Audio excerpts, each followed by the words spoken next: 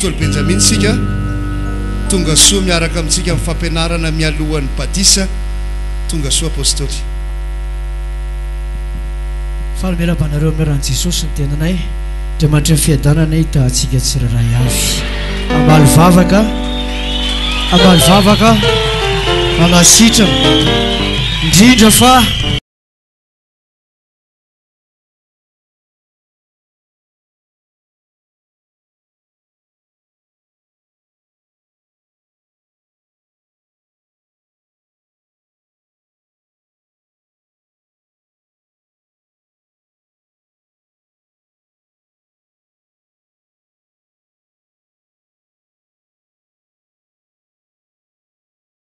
anao zany itsoroana eto ifafahana eto ankalasaina eto mangataka ny fanatrehanao amponay tsirairay avy ametraka ny teny velona asitrana ny fanahy ho jiro anazava ary mifanatrehanao andravaravana ny asan'ny maisina rehetra matoky a Jesosy tahaka n'ilay lehilahy narary 9 taona foenao hoe sangana be dao mifandrinao dia andao any am-piangonana dia tahaka izany ny atongavana eto Jesosy asitrana anay anenao ampiorina anay anenao ampirehatra ny jironay anenao atosy atateraka ny sitraponao araka ny teninao hoe tsisy overy izy rehetra amin'ny anaranao dia raiko ianao Jesosy atolotra anao ny teny rehetra izay ambaga eto mangataka ny fanahy masinao anositra apatsiaha ary tarika anay amin'ny marina rehetra amin'ny anaran'i Jesosy alleluia amen mazoto hoe anary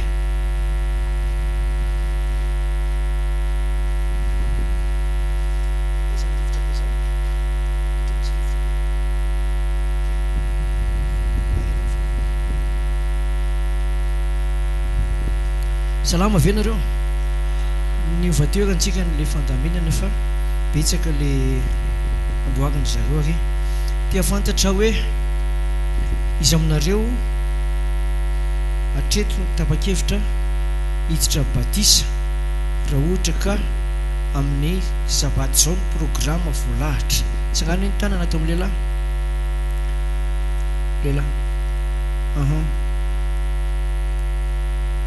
atrangana ny tanana ho an'izay mbola tsy hoe mbola tsy amitiako misy zany io sady tsy amity tsy amin'ny heriny kodoana fotsiny tsika zany androana atao ny vehivavy hoe izy hoe mba afa azo fatarina hoe izy no tapa-kevitra hoe no tena ho an'ny tompo amin'ny sabata zao izy no mieritreritra hoe aoriana kelin'izay izy ny hoe za mbola tsy atao batisa mianatra fotsiny na amin'ny sabaty zao na amin'ny hoavy dia tsy tafitrako tsy angana ny tanana raha ihany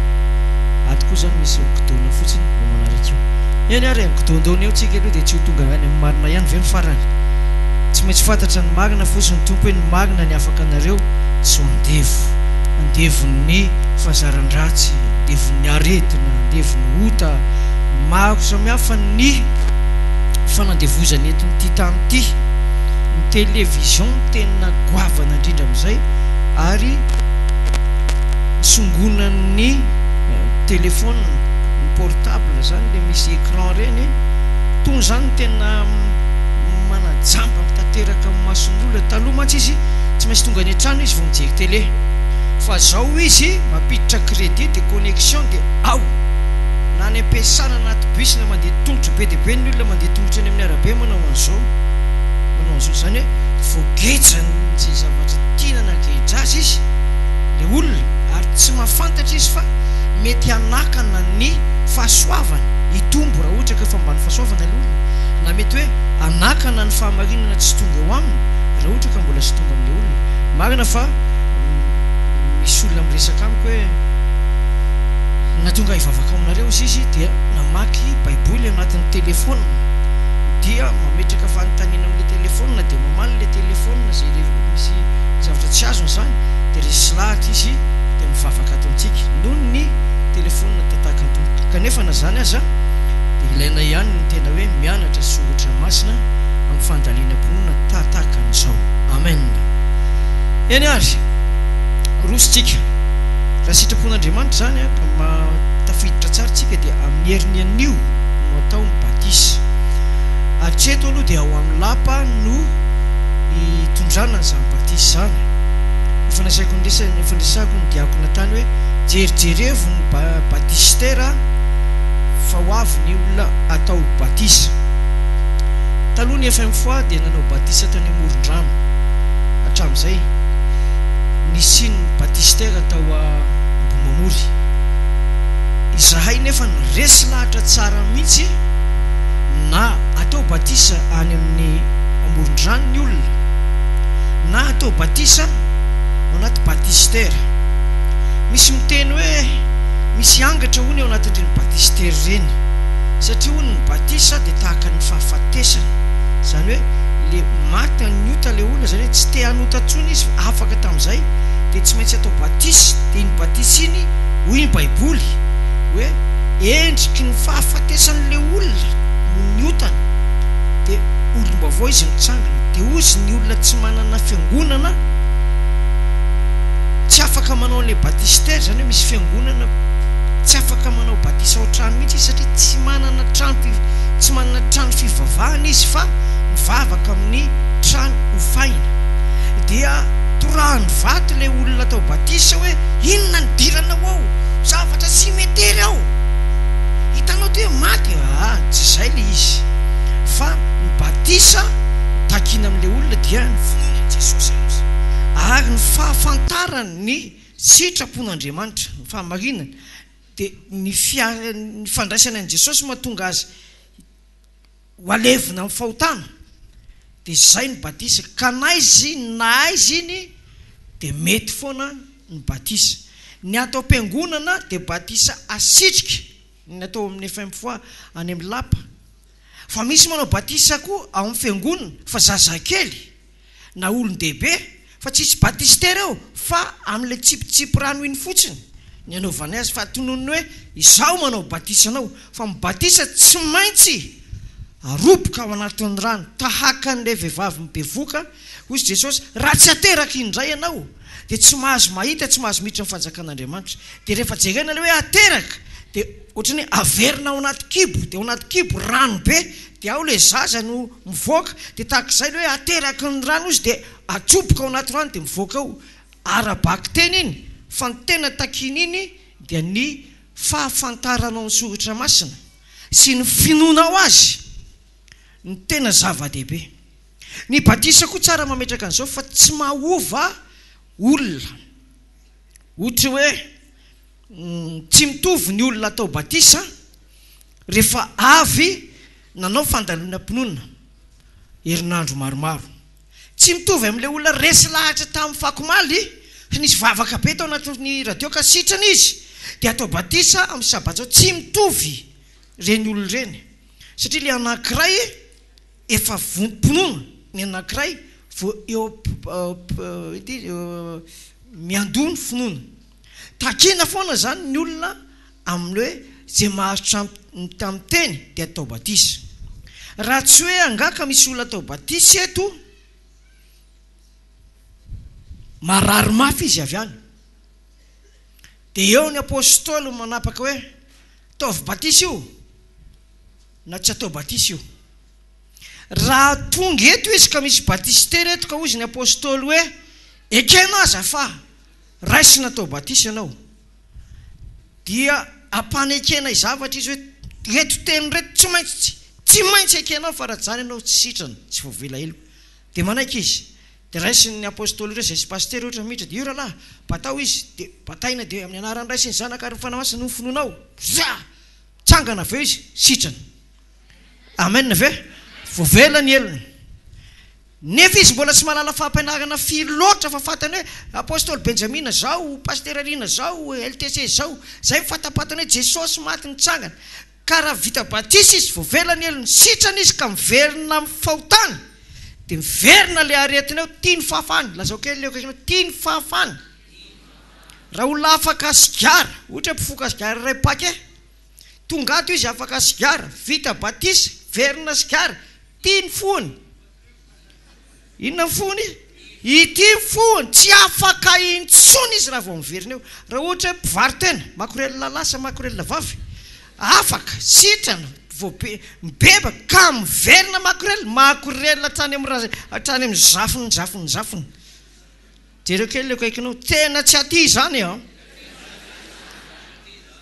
Satria ny famonjena natao an'izy ho an'ny marina sa ho an'ny mpanota? Ho an'ny mpanota, ka rehefa afaka amin'ny ota ianao no ny finoana ho an'i Jesosy sy nandraisanao azy ho tompo sy mpamonjy ny fiainanao manoka ka nateraka indray dia ao anatehan'Andriamanitra ianao tena zanany, tena olombelona olom-baovao zanany ka miverina ato amin'ilay izy, tonga dia zanak'adala tsy miverina intsony ianao, tsy tafaverina intsony. Ratsy be zany anaka, vita batisa vao lasa zanak'adala. Zany hoe lasa zanak'adala izy tamin'ny voalohany, 30 taona eo izy, adaladala kely teny, dia nahazo famonjena nandray fahamarinana dia atao batisa, dia zay vao lasa tena adala be. Vita batisa vao adala be. Jereo kely le kaikinao dia jereo ny ody masony. Alao tsy atao batisa. Za malaza mama malaza kahitra batisa, satria fantatro ny olona rehefa miresaka amiko hoe tsy ao tsara zany olona zany, ianao mbola tsy azo atao batisa. Ny olona zany zao manenjika isa, za amin'le makely saina matahotra an'Andriamanitra hoe tsy azo atao batisa ty olona ty, mbola tsy mamo. Ohatra fotsiny miteny zao pasteur iny, ovaka itsika ny tenan'Andriamanitra ao amin'ny Titosy, dia tsy hitany mihitsy le Titosy, tsy hitany. Dia ozy izy hoe angamba le original mihitsy ny baibolin'ny pasteur Rina fa misy n'izany Titosy zany ny eo anatiny. Dia tonga dia tsy sarotra be manao batisa olona tsy malala. Takian'Andriamanitra le hoe ataovy mpianatra ny tsika zao firenena anankiray ao amin'ilay rehetra, dia atao mpianatra, dia zay maharitra amin'ny teny ka mamovoa amin'ny fibebahana miresaka aminay mandalo an'le etapy farany, dia zay vao manao batisa.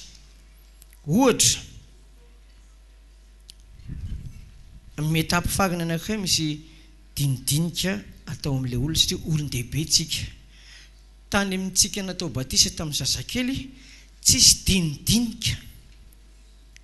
dinidinika fa any amin'ny orthodoxe izy io tena apridany mihitsy le zaza, dia ajobinao zaza asa 4 volana iny. Any amin'ny fiangonana sasany indray ampanovina an'le mahafinaritra kely barboteza le ankizy, dia atao ohatran'izao ny ina moa izy teo batisana, ajoboka anaty rano, dia tsisy ina moa izy teo, tsisy ina moa ny dindinika azo atao. Any amin'ny fiangonana sasany kosa, ohatra hoe remolondrano ery izy manao batisa, dia mandeha le batisa dia misy manangatana, azafady pasteur, ohatra ny tena resy lahatra mihitsy afataovy batisa, avy ary tondraka sa tsy nitondra ka atao ihany, atao ihany fa tsy rarako fa janony eto amin'ny tontolon'ny andro dia mainy ty dia mandeha moa dia atao batisa. Ny apôstôly tsy manao zay fa mandinika aloha. Raha atao batisa mama, atao batisa dia mifandinika aloha, dia manontany aho hoe ianao ve efa nanana zavatra fahazaran-dratsy? Eny tompoko. Dia hoe inona? Sigara. Za zao mbola mifoka sigara, efa nahenako 5 sigara 10 sisa ny laniko anatin'ny ray andro.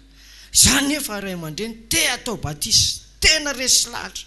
fa voagejana ito. Misy antaniko indray, ahoana ny tokantranonao? Za tsy hita fa 3 mivadiko zao. Dia inonao daholo reo? Vadiko daholo reo. Izy mivita soratra, le voalohany, dia le anankiroa olona vesa, eny ho zavatra hitanao fa ny lehilahy.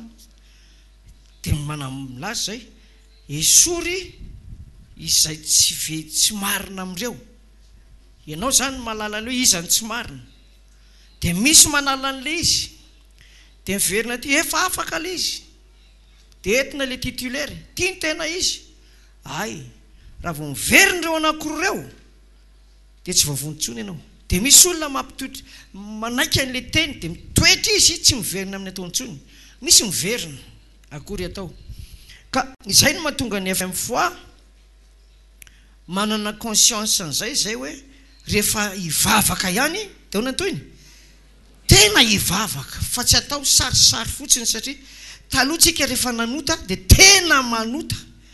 de lava tsy lava fa de milomano anatin'ny fahotana tahaka an'izay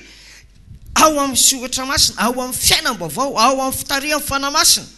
tahaka an'izay nanompotsika ny ota no anompotsika ny fahamarinana amen ve tahaka nisy hoe tsy namelana mihitsy le ota tsy afaka amin'le ota mihitsy anao de rehefa afaka de lasa mpanompo ny fahamarinana de tsy afaka amin'ny fahamarinana mihitsy amen ve ary tsy mankasitraka tsy fahamarinana ohatra misy fiangonana sady sabatista izy no aladista ozy izy le pasteur raha sabatista tsy maninona re raha andehananao daholo re fiangonana re fa enoy fotsiny hoe iza ny atsony ao de miteny le olona jesosy ny atsony ao ie de tonga vary ao fa jesosy no atsony tsy fantatry sadin'le olona mivavaka ao fa misy jesosy hafa ato amin'ny fanahy misy fanahy hafa de ohatran'izay le izy fa ato amin'ny FM zany ao anatin'ny baiboly dia fiangonana ray ihany no atsona hoe vady ampakarina firy hoe ray ihany ary mipapakatra azy dia ray ihany koa amen de mametraka ny fampianarana izahay hoe ity fampianarana ity ny atonga nao ho isan'ny olona ho fiangonana ho vady ampakarina misy fiangonana pasteur milaza hoe izy rehefa vita batisa anao tsara madio am-po de afaka mivavaka any amin'izay tianao atao hoy jesosy aza tsipy any amin'izay ina misy tao any amin'izay tsy masina aza tsipy any ozy ny satroboninahitra ao tika zany diso be le hoe za sady efa mifoa za sady evangelika za no apostolika za andianany daholy mahakorelina fivavahana iny la jereo kely leo kaikinao reny atao hoe mahakorely mpivavahana taka mahakorelina rahabaky teny tsy mitombona mahakorelina arabaky teny na lahy io na vavy tsy mitombona amin'ny zavatra ataony ka ny FM zany tena milaza mihitsy hoe roa ihany no fiangonana ety amin'ny tany velona firy hoe raha ny fivavahana kristianina de ny virjine dimy endry adala ary ny virjine dimy endry adala sy endry zany hoe avahan'Andriamanitra ny endry sy ny adala ny mazava sy ny maizina ny madio sy ny maloto ny ekena sy ny lavina jesosy sy devoly fahaverezana sy famonjena avahany soratra masina tsara fa tsy hoe safy be mantsina fotsiny tsy zany raha ohatra te hanana fahombiazana ianao amin'ny fiainam-panahinao de mety ataontsika hoe ifitoerana anankiray mety ahitanao an'izany ny ato raha te hanana fahefana ianao amin'ny finoanao amoaka devoly mety tanana amin'ny marary sady mino an' jesosy mitandrina ny didiny tarihan'ny fanamasina fantsona anankiray mety azahoanao an'izany ato raha maniry ianao tena ho lasa hoe tena manana maizy azy amin'ny fanompona ny tompo amin'ny rafitra apetraka jesosy hoe tandrina ny didin'Andriamanitra sy ny fonana jesosy ka vita batisa ny fanamasina toerana anankiray mety azahoanao an'izany ato amen ve raha ohatra ianao mbola afaka mitady de malalaka ny lalana ka makany amin'ny ministère ny intérieur ianao amin'ny porte staditiko izy iny afaka manontany hoe mba ameo adaholy ny adresy ny fivavahana eto Madagasikara ka manana autorisation ato aminareo tsy latsaky ny zato izy ao de raiso alaina sary le adresy de entinao de andehananao eto Madagasikara ray amin'izay ihany anefany no mahafeno ny fipetra eo anatrehan'Andriamanitra anatrehana izy hoe fa izy rehetrarehetra kosa mety mahazo fakasitrahana eo anatrehany ny olona ame ohatra fotsiny zao rehefa tonga amin'ny 26 juin de asainy président république ny mpitondra fivavahana asainy miaraka amin'ny sakafo aminy eo tokotany be eo avoloa zany fa ny fiangonana mirahavavy zoko ny efatra ihany no mahazo latabatra ofisialy ery tsy dia lavitra n'ilay président fa ny sisan'izay anareo pasteur azy mipetraha zay hipetrahanao fa izy daholo ireo dikan'izany eo mason'ny olona misy mahita toerana amin'ny ankavanana satria zao le président mivavaka amin'izy efatra mirahavavy ary izy efatra mirahavavy tsy manaiky mihitsy raha tsy eo akaiky ny président ankoatran'izay dia samy mandeha fotsiny raha ohatra zanytsika maharitra tsara ka tonga ny fanasan'ny fampakaram-badiny zanak'ondry ametraka fanontaniana aiza re misy ianao hoe le eo akaikin'le zanak'ondry ve saly hoe zay petrahanao eo hoe ahoana fijerinareo azy ahoana hoe manana chance ianao anana an'le toerana hoe eo akaikin'i Jesosy raha mivavaka ato manana chance be dia be zao izy Jesosy hiaro anareo amin'ny andro mahory amen fe dia ianao kosa miaro ny satro-boninahitra amin'ny fiainanao rehetra fa zay mahatratra amin'ny farany no vonjena raha vao vita amin'ny batisa dia mandray fanasana avy amin'Andriamanitra ianao ho amin'ny fampakaram-bady ny zanak'ondry raha te azo an'izay fanasana izay zany ianao dia fantsona anankiray mety azahoanareo 95% azahoana n'le fanasana amin'ny fampakaram-bady ny zanak'ondry ny eto amen ve afaka maketo anao raha pitsoriva lahady misy vazaha mena sofina zay mampianatra eto angamba mety fantsona ihany koa io amin'ny fanasana ny fampakaram-bady ny zanak'ondry fa saingy le zanak'ondry aladista raha ka fanasana ny fampakaram-bady ny zanak'ondry ianao ka raha aladista malalaka be ny lalana makany na tsy manana fanasana renao lany ihany fa raha tena le Jesosy tompo sabata ato misy chance azahoanao bie fanasana mahazo fitafiana fa zay nisy nisy atao batisa dia ino volazany mitafy anisy izy mitafy an'i Kristy tamin'ny fanasana ny fampakaram-bady ny zanak'ondry tamin'ny izy fanoharana nataon'i Jesosy anke dia nisy hoe niditra tao amin'ilay fanasana izy dia tonga teo amin'ilay anankiray ary ianao tao tsy mitafy amin'ny fitafy fietina amin'ino misy tao fampakarana mandehany ianao mivoaka taiza ianao no nahazaon'iny fitafiana iny batisa tsisy zany dikan'iny ina hoe batisa tsisy azansa tsisy engany tsy ianao no avoaka ny fampakaram-bady ny zanak'ondry engany ianao no ampidirina ny fampakaram-bady ny zanak'ondry avereny zao engany ianao hiditra amin'ny fampakaram-bady ny zanak'ondry amin'ny vehivavy engany atsika tsy ho avoaka amin'ny fampakarana fa apetraka amin'ny place d'honneur mihitsy azy satria zay matoky hatramin'ny farany amen zay mahatratra amin'ny farany no vonjena apôstôly zao fa 30 taona nitoroteny 10 taona tamin'izany eny an-dalambe zay andehanana tokatra varavarana tsy nietreritra mihitsy hoe ataoko ty dia hanao an'ity dia azo an'izao tsia fa fitiavan'i Kristy manery zao ny hevitray maty ny anankiray dia ahoana toy iny maty izy rehetra atao batisa tao anatin'ny 30 taona dia nafinaritra anary efa mieritreritra hoe navitan'izao dia nomenan'izao betsaka zany ny fanomezany meny tompo ny sura indrindra sady ny lehibe indrindra ny amin'ny fanasany ny fampakaram-bady ny zanak'ondry amen ary ny lehibe indrindra aminao inona re valimbavaka fitahiny lehibe zany sakely valimbavaka fanasitranana valimbavaka batisa ny fanamasina lehibe Andriamanitra rehefa mety zava-dehibe ny meny anao hoe fiainana mandrakizay amen anjara antino zany no mitahiry an'io raha ataontsika hoe zany zoko indrindra ny fivavahana ato amin'ny mpivavaka ato 30 taona fotsiny zay ny vitako valopolo amin'ny zato eo ny fitoerana misy fampianarana FM fois miala eto amin'ny lapa any Kotaodany 20 amin'ny zato eo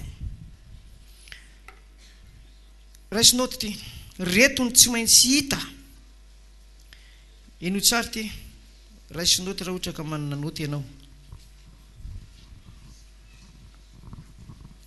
reto tsy maintsy hita amin'ny fotoana anaovana batisanao. Hita fampianarana eo amin'ny idiranao batisa. Reto ihany no tsy maintsy hitan'ny tompo eo amin'ny batisa atao aminao, mba ho tafiditra vady ampakariny ianao. Misy teboka vitsivitsy kely tsotsotra fa makadiry ilay izy any amin'ny sasany. Tsy mety mihitsy ny sasany anaraka an'io, nefa zavatra tsotra kely. Reto ihany no tsy maintsy hitan'ny tompo eo amin'ny batisa izay vao raisiny ho vady ampakarina ilay olona. Raha amin'ny herinandroany zany ny batisa dia tsy maintsy mahita ny reto hoe ao amponao le izy sady inonao. Voalohany, hoe reto ihany tsy maintsy hitan'ny tompo amin'ny batisa izay vao raisiny ho vady ampakarina ny olona iray na maromaro. Voalohany,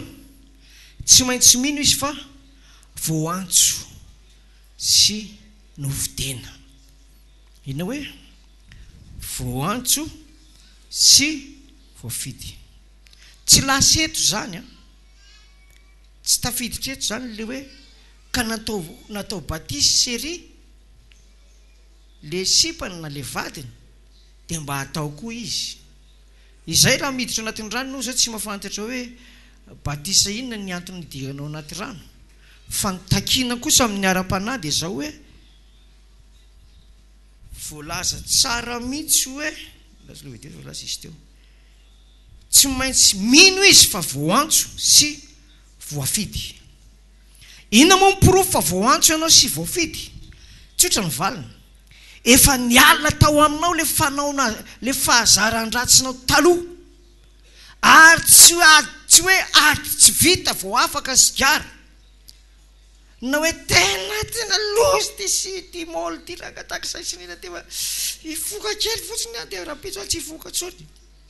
Miala ho azy mihitsy ny fahazaran-dratsy rehefa tonga ny antson'Andriamanitra sy ny safidinareo izy ny tompo. Izano mifidy anareo fa tsy anareo nifidy aho. Amen ve? Voninahitra ho an'i Jesosy izay mifidy anao ho amin'ny fampakaram-bady ny zanak'olona. Tsy maintsy latsaka ao amponao ary dia mamovo ny fibebahana ianao amin'izay fotoan'izay. Amen. Izy hoe mifidy anao, ary ianao nga tsy mba mifidy azy mihitsy. Amin'ny lafiny ray tsy mifidy tsika satria natsona. Nanina hoe natsontsika dia namaly ny antso. Tonga eo amin'ny batisa amin'izay manontany apôstôly, raha lasa nabavy malala izay nisoratra anarina nanao fandaliana mponoana, valio ny fanontaniana petrako. Ianao ve resy lahatra ary tsapanao fa natsona sy nifidian'i Jesosy? Dia mamaly le lehilahy sy vehivavy, eny tompoko, resy lahatra fa natsona Andriamanitra ho amin'ny fanjakana mandrakizay. Efa mibebaka ve ianao? Efa mibebaka. Porofoy hoe mibebaka ianao dia masaina manangan-tany mitsangana anankiray. Za tompoko dia sao. Ankehitriny rehefa nandrain'i Jesosy hiditra amin'izao batisa, efa halako daholo reo. Miditra anatin'ny rano ianao dia atao batisa. Inona hoe teboka voalohany tsy maintsy hita amin'ny olona izay atao batisa, izay voafehin'ny vady ampakarina izy. Inona hoe voantso sy maninona izy? Ary efa nandray ny teny fahamarinana. Le batisa io moa zany batisa ny teny fahamarinana. Ny fampianarana menanao zany rehefa voantso ianao dia tsy mety mihitsy raha tsy teny fahamarinana. Teny inona hoe fahamarinana. Ohatra, fahamarinana ve manambady roa? Fahamarinana sa tsy fahamarinana? Fahamarinana ve sa tsy fahamarinana? Ohatra ny hoe reto sakafo reto dia tsy azon'ny olona natsona sy ny fidiana hoanina. Misy sakafo tsy azon'ny olona natsona hoanina dia voalahatra eo ohatra hoe tsy azo hoanina moa ny akoho, gisa ohatra, gisa. Dia lazaina le olona hoe raha voantso marina ianao dia ty gisa ty tsy hoanina, dobla fotsy. Ina moa le dobla fotsy? Lambo, kisoa. Tsy afaka mihitsy ianao raha manao hoe za aloha tena tao batisa fa dia eto zany le kisoa, fa le izy koa moa tena atao Batisa fa mahasosotra koa le kosoa itsy ny kosoa tsy mba mitovy amin'ny akoho. Ny akoho rehefa mipetraka eo amin'ilay mpivarotra iny efa le volovolo efa vidiana dia manamanana amin'ny maizy azy. Fa le kosoa ay reny kosoa reny le tavony reny natao an'izao efa ambony latabatry ny mpivarotra eny mbola mihetsika ihany kay reny rehefa atao an'izao dia tsy misy ohatrany tsy misy olona mitsiriritra ena kosoa manta hay hoay zany taviny re olona dobla fotsy. Fa ny olona izay natsoan'Andriamanitra miova hatramin'ny lelany, miova hatramin'ny fijeriny, miova hatramin'ny hira ataony, miova hatramin'ny boky vakiny. Amen ve? Fa raha misy olona ao amin'ny Kristy dia ahoana ny toyiny? Olo-baovao izy dia ahoana ny toyiny? Efa lasa ny zavatra inona moa izy teo aloha indro tonga vaovao izy rehetra. Amen. Miakatra eo zany ianao amin'ny Batisa. Efa kontin'Andriamanitra voavela eloka ary efa nomena hery ho tonga zanak'Andriamanitra ho mpandova amin'ny fanjakan'Andriamanitra mandrakizay. Alleluia. Raha tonga eo amorony rano Batisa ianao eto le rano etsy ianao dia ohatran'ilay vehivavy mitondra anaka efa hiditra eo amin'ny trano fiterahana. Ianao amin'io le vehivavy amin'io efa marary haikena rasazy fa efa testady otsy dia voateraka iny zaza iny gasy iny savaza raha reniny gasy mampisalasala ve magasy an'iny? Mampisalasala sa tsy mampisalasala magasy an'iny? dia tahaka izany koa tsy misalasala any an-danitra rehefa vita Batisa amin'ny fahamarinana ianao fa tena zanak'Andriamanitra ianao. Alleluia. Ianao io zao tsy misalasala. Jesosy miteny ianao hoe midira amin'ny fanjakany lanitra ianareo izay vita Batisa. Alleluia. Amen. Toy izany le zavatra anankiray nivakitsika teo le hoe tsy maintsy hita amin'ny olona eo amin'ny fotoana Batisa dia voafidy izy voantso. Manaraka an'izay tsy maintsy vita Batisa ny rano ary mandray Batisa ny fanamasina amin'ny teny fahamarinana. Rehefa atao Batisa ianao hiditra amin'ilay ranony Batisa dia anontaniany pasteur manao hoe efa nandray any Jesosy ho tompo sy mpamonjy ny fiainanao manokana ve ianao? Dia manangatany izy, eny tompoko, efa nandray aho. Inona ny tsapanao tao? Fiovanim-po tompoko ary le herin'ny famonjena izay nomeny dia eniko atonany. Fanontaniana manaraka dia apetrany ty hoe mety pasteur rina miteny an'io, mety pasteur parany, mety za, mety olon-kendry hoe manaiky ve ianao hitandrina ny didin'Andriamanitra rehetra? Dia eo zany le mpino teny hoe eny na tsy na hoe eny fa misy tsy ekeko ny sasany. Ohatra manaiky an'izy rehetra ako fa le Pasika kosa aloha indrindra fa n'ilay ny didy Pâques iny efa programa masaka mandritry ny taona ka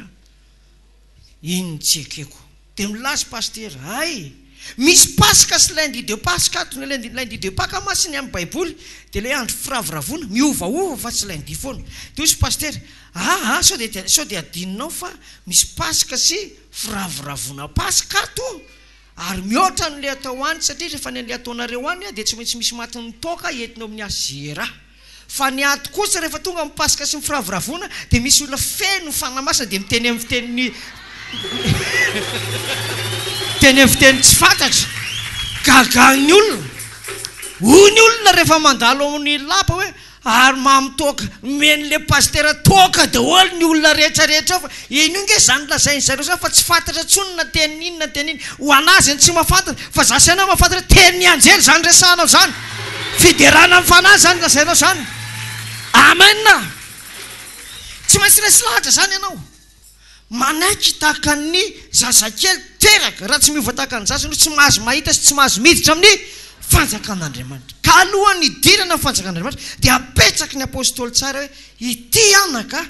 tena ilain'Andriamanitra ny mahita anao resy lahatra sady manaiky azy fa zay manaiky ahy eo mason'olona ozy dia za kosa mba hanaiky azy eo anatrehan'Andriamanitra ray. Amen ve? Tsy azo ataoko totoa io anaka, tsy azo atao hoe lasa safay fotsiny hoe eny fa tsy maintsy avy any am-ponao, tianao sady inonao ho tahin'Andriamanitra anao raha tonga ao mibatisa ka manana an'izany finoana izany. Amen. Inona lazaiko fa manaraka eto? Indra ny lazaiko manaraka, tsy maintsy hita aminao zany. Fankatoavana ny didy sy ny andro masina izay voalahatra ao amin'ny teniny. Andro masina voalahatra. Misy ny isan-kerinandro. Inona ny andro masina isan-kerinandro? Ny sabata. Rehefa hiditra batisa ianao dia manontany pasteur na manontany apôstôly, resy lahatra ve ianao sady mino fa sabata io le andro fafito amin'ny herinandro dia sabotsy? Eny tompoko, sabata sabotsy. Manaiky ary ve ianao sady mino fa reto ny didin'ny tompo, za manao raharaha akory, za manao an'izao, za manao an'izao, andro fitsarana any an-danitra io aty. Eny tompoko, manaiky aho. Manaiky ve ianao fa ny voaloham-bolana indehana an'iny lanitra iny dia voalaza anatin'ny baiboly amin'ny Isaia isaky ny voaloham-bolana isaky sabata dia ho avy ny nofo rehetra. Manaiky an'izany ve ianao sady mino? Eny tompoko, manaiky aho sady mino. Vita zany le andro masina ohatra hoe Pasika sy Pentekosta. Pasika zany tsy azo elana mihitsy zany, tsy azo elana. Tamin'izay tsy nalala amin'ny Pasika aza dia rehefa nahalala dia hoe ahoana aza nanaovana n'ity Pasika ity? Fa ny olona rehetra manao ny fanaony ihany fa anaty baiboly ka zavatra hafa mihitsy ny ao dia niketrika hoe ahoana zarerina nafantatra an'ilay Pasika, ahoana ity Pasika ity Jesosy, ahoana ity Pasika ity? Naseho an'ny tompo izy rehefa hitany fa tena nangetaheta sady noana ny fahamarina, vokisan'Andriamanitra ilay izy. Ka raha atao batisa ianao dia tokony efa fantatrao zany hoe misy andro masina fanaon'ny olona malalaka izay ataonao any, misy kosa andro masina fanaon'Andriamanitra amin'ny olony. Resaka olona ne io ny fanomponan'Andriamanitra isan-kerinandro amin'ny alahady, olona no taritinao any. Fanomponan'Andriamanitra isaky ny sabata andro fafito amin'ny herinandro, olona no taritina any fa tsisy biby. Dia manavaka ny tompo ty ana Virgine 10 andro, ty Virgine 10 medala ny devoly. Mila matanjaka tsara zany ny finoan'ny mpino rehefa atao batisa izy. Ty zany tsisy resaka mihitsy hoe mitovy lanja amin'ny zazakely atao batisa, fa mahalala ianao sady mino. Amen. Mahalala sady maninona hoe mino. Nisy rahalahy zay mivavaka tato, asa fa 10 taona lasa na 12 taona lasa, narary io rahalahy io, vavabavaka tato izy dia narary, dia hafahafa be le aretina. Inona ary ty aretina, inona ary ty aretina, dia ametrapo tanana dia sitrasitrana kely, verina ndray, inona ary ty. Dia niditra ao hôpitaly izy, tany amin'ny hôpitaly izy niantso, pasteur tena tsy fantatrao fa tena maika be mihitsy dia nampidirina hôpitaly aho. Aiza misy anao? Dia tato amin'ny HCR izy. Ino marary anao ty? Tsy hay mihitsy fa ny dokotera zao fa fanirony izy fantelo nangalana raha, fa le anankiray zay miteny misy zavatra maintimainty be hoy ny ao anatiko ao. Dia nididina izy. Dia rinona rehefa nididina? Tsy nay fotsiny ny tao fa tsisy hoe maintimainty be. Inona ny tao? So ihany fa mbola misy tsy nay. Teo izy mantsy azy rehefa tonga teo. Zao ary rehefa tsisy maintimainty be, hitany misy nahita fa misy maintimainty be ao anaty kibonao, nefa ny sokafana le kibo dia tsisy maintimainty, ahorono ny entana, daody. Raha tianao no velona dia ahorono io entana io, aza miteny an'ireo dokotera ireo fa tsy fantan'le zavatra ataontsika. Dia lasitsika amin'ny jaikojaiko dia any ambony mamory. Dia ahoana le mainty be, ka le mainty be tsy ao fa inandray na dia inandray mbola nataninao le mainty be fa hoe tsy ao. Tsy hitan'ny mason'ny dokotera zany la ina moa izy teo, le mainty be tsy hitan'ny mason'ny dokotera. Dia tonga tany ambony mamory, be entana be zay izy, dia le entana ny entinay dia izy izy no miditra mbo mamory izy aiza le betrana ikaky dia zao ho an'le mainty be anao tsy haitsony tena le mainty be na ile fosina iny dia zao mantsasa direo ampiangonana niditra tao amin'ny lapa izy vavaka ho anao any indre mandeha fosiny dia vita io ho azatsy mivavaka ela be zany fa sa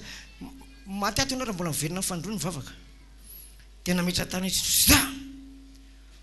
vita ile vavaka za lasa izy tao trano izy mijanona ao amin'ny trafo-vavahana petraka eo izy ela tadidiko tena anatona aona zandry milamina ka milamina tsara mihitsy inona milamina tsara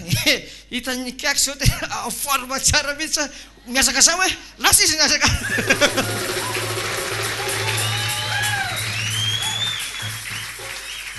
vita batisa izy tateorina dia zay zavatra teneniko ao aminy zay teneniko na hoe miresadresaka zay dia raisiny daholo zay zavatra teneniko millionnaire io olona io zao raha tsy efa milliardaire anga zay lazaiko aminao fa rehefa voasokatra amin'ny fampakagam-badiny zanak'ondry ianao dia any ary omen'Andriamanitra anao maika ave fa mifitahiana ty lohany angenareo fa tsy farany ambony angenareo fa tsy fa le batisy io zany ny lakile tokana idiranao na idiran'Andriamanitra aminao zaho aminareo izy nareo ato amiko dia tian'Andriamanitra mihitsy zany ny olona atao batisy ino an' Jesosy ary anaiky itsory vavolombelona ho azy anaiky izay teneniny ato anatin'ny baiboly ho mpanan-karena amin'ny finoana amen ve mpanan-karena amin'ny vavaka alleloia antaniko kely nareo rahalahy na vehivavy tany aminareo taloha ve mba nahery mivavaka adiny ray zany sabata tsy angano tanana zay voalohany tsy any manena tsy angano tanana zay nahery mivavaka sabata tsisy izy ary mivavaka anatin'ny fiangonana vavaka 10 minitra dia mijanona le aty amin'ny anina le hivavaka isika raha eo fantatrao fa eto am-piangonana zay noho izany mamondrafo aminay fa be loatra ny vitanay ka raha tsy avelanao ny elokay dia taraiky eto zay nareo rehetra n'le mivavaka tany amin'ny fiangonana le tsy mahay mivavaka ny akavy mahay mivavaka ve vehivavy koa ve tsy mahay mivavaka tsy mahay masera ary tsy mahay mivavaka ny olona ndray hoe mahay mivavaka ny masera zavre ray makabana rofeny ray makabana rofeny man tsy teny dia lasa ina tiako lazaina teo le batisy io andro anankiray iverenana amin'Andriamanitra anekena ny tompo ho masiny olona rehetra manaraka ny andro masina sy zay voalahatra ao amin'ny teny manaraka tsy maintsy hita amin'ny finoana ao ampino anankiray nalàna vavy amin'ny andro batisy izao teboka anankiray manaraka teo hoe ny fanomeza-pahasoavana rehetra entin'ny fanamasina ina moa rarabavy zany teo fanomeza-pahasoavana zany ny fanomeza-pahasoavana dia seho anankiray entin'ny fanamasina amin'ny olona izay tsy ny anarany sady tsy fantany mihitsy ary tamin'ny voalohany misy an'izany ao anaty baiboly fa rehefa mianatra izy ka nandray an'ilay fanomezana fanamasina io dia io fanamasina io no miasa ao aminy mahatonga an'ilay izy hoe fanomezana ino misy tao pasoavana ozy ny baiboly koritianina voalohany vaky itsika indray mandeha koritianina voalohany toko voalohany 7:7 raisikely hoe atao amin'ny FM4 zany tena manapotsipotsitra mihitsy tena hoe manapotsipotsitra mba fantatry le olona tsara zay inony koritianina voalohany toko voalohany ka ny andininy faha 4 sy hatrany amin'ny faha 7 vakiko amin'ny anaran'i Jesosy toko sy andininy miaraka inona hoe le izy andininy voalohany toko voalohany andininy faha inona no jerentsika ny mikasika ny fano ok vakiko ary andininy faha 5 misaotra an'Andriamanitra mandrakarivany aminareo aho noho ny fahasoavan'Andriamanitra izay nomena anareo ao amin'ny Kristy Jesosy dia ny nampanana arena anareo ao aminy amin'ny zavatra rehetra na ny teny rehetra na ny fahalalana rehetra andininy fahenina miaraka tsika rotelo araky ny orenina ny filazana ny Kristy teo aminareo fa fito zao ka dia tsy latsaka amin'ny fanomezam-pahasoavana rehetra ianareo miandry ny fisehoan'i Jesosy Kristy tompontsika okaloha atraiza hoe le fanomezam-pahasoavana no lazain'ny Baiboly eto atraiza amin'inona azavaiko io rehefa avy eo andiny fa fetsika izao valo miaraka rotelo izay ampiorina anareo koa hatramin'ny farany ka dia tsy anatsiny ianareo amin'ny andron' Jesosy Kristy tompontsika dikan'izany le fanomezam-pahasoavana zany paika atraiza rapitsy fe dia foana sa atraiza tsy henoko tsara amin'ny vehivavy atraiza hoe le fanomezam-pahasoavana miasa foana hatramin'ny fiavian'i Jesosy ka ananatsiny sa tsy ananatsiny tsy ananatsiny toy izy ana vaky teny andininy fasivy miara-mamakitsika toko sy andininy Korinthianina voalohany toko voalohany andininy fasivy manao hoe matoky Andriamanitra izay nahatonga amin'ny fiantsonanareo hanananareo firaisana amin'ny zanany dia Jesosy Kristy tompontsika raha miseho zany le fanomezam-pahasoavana ery anankiray miseho amin'ny olona tsy ny anarany dia matoky Andriamanitra izy manao an'iny ampiorina sa ampiozongosina ampiorina tsara amin'ny andro isehon'i Jesosy ohatra zany zao hoe ohatra hoe mamoaka devoly le anabavy amin'ny anaran'i Jesosy roako miala ny devoly fatorako amin'ny ran'i Jesosy voaka dia mihetsika le devoly ao anatin'le olona devoly rivotra anankiray ao anatin'ny olona mety miteny io mety marary dia roan'le vehivavy maye ozy le olona petraka ny tanana dia ozy le olona marary maye vao mairany amin'ny anaran'i Jesosy mangina voaka dia mivoaka le izy dia toerana le manana azy telo minitra mifoy aizako dia ozy le namoaka devoly mahirezina fa tianao Jesosy dia mivoaka fa sitrana sitrana inona zavatra tsy hainao natao teo ary zao tsy haiko mihitsy ozy izy fa nibory misy zavatra ohatra ny henoko manao zao eto dia tsy afahako mandeha ary zao dia tsapany oy totsola izy dia sitrana zany ianao mampiorina zay sa mampizongozina mampiorina mafantatra fiangonana venao mampiozongozina ny hoe mamoaka devoly hoe tandremo aratsy mafantatra venareo mafantatra hoe mampiozongozina namoaka devoly ve tandremo so dia manatsiny amin'izany eo mafantatra an'izany nareo sa tsy mafantatra mafantatra ary ato ve zany mampiozongozina zany hoe so dia mananonaniny ao ato zany sa any aminareo taloha eny io tsy hainoko tsara aiza misy mampiozongozina zany ato sa any amin'ny hafa any amin'ny hafa zany ataovy hoe any aminareo mibetsaka amin'izany fa ny ato ozy ny tompo aza mifaly fa manaiky anareo devoly fa mifalifa voasoratra ny an-danitra ny anaranareo ka mampiorona zany sa tsy mampiorona mampiozongozina sa tsy mampiozongozina mampitombo sa tsy mampitombo hitombo amin'izany ane ianareo lehilahy hitombo amin'izany ianareo vehivavy alleluia zany no fanomezana isan'ny tsara indrindra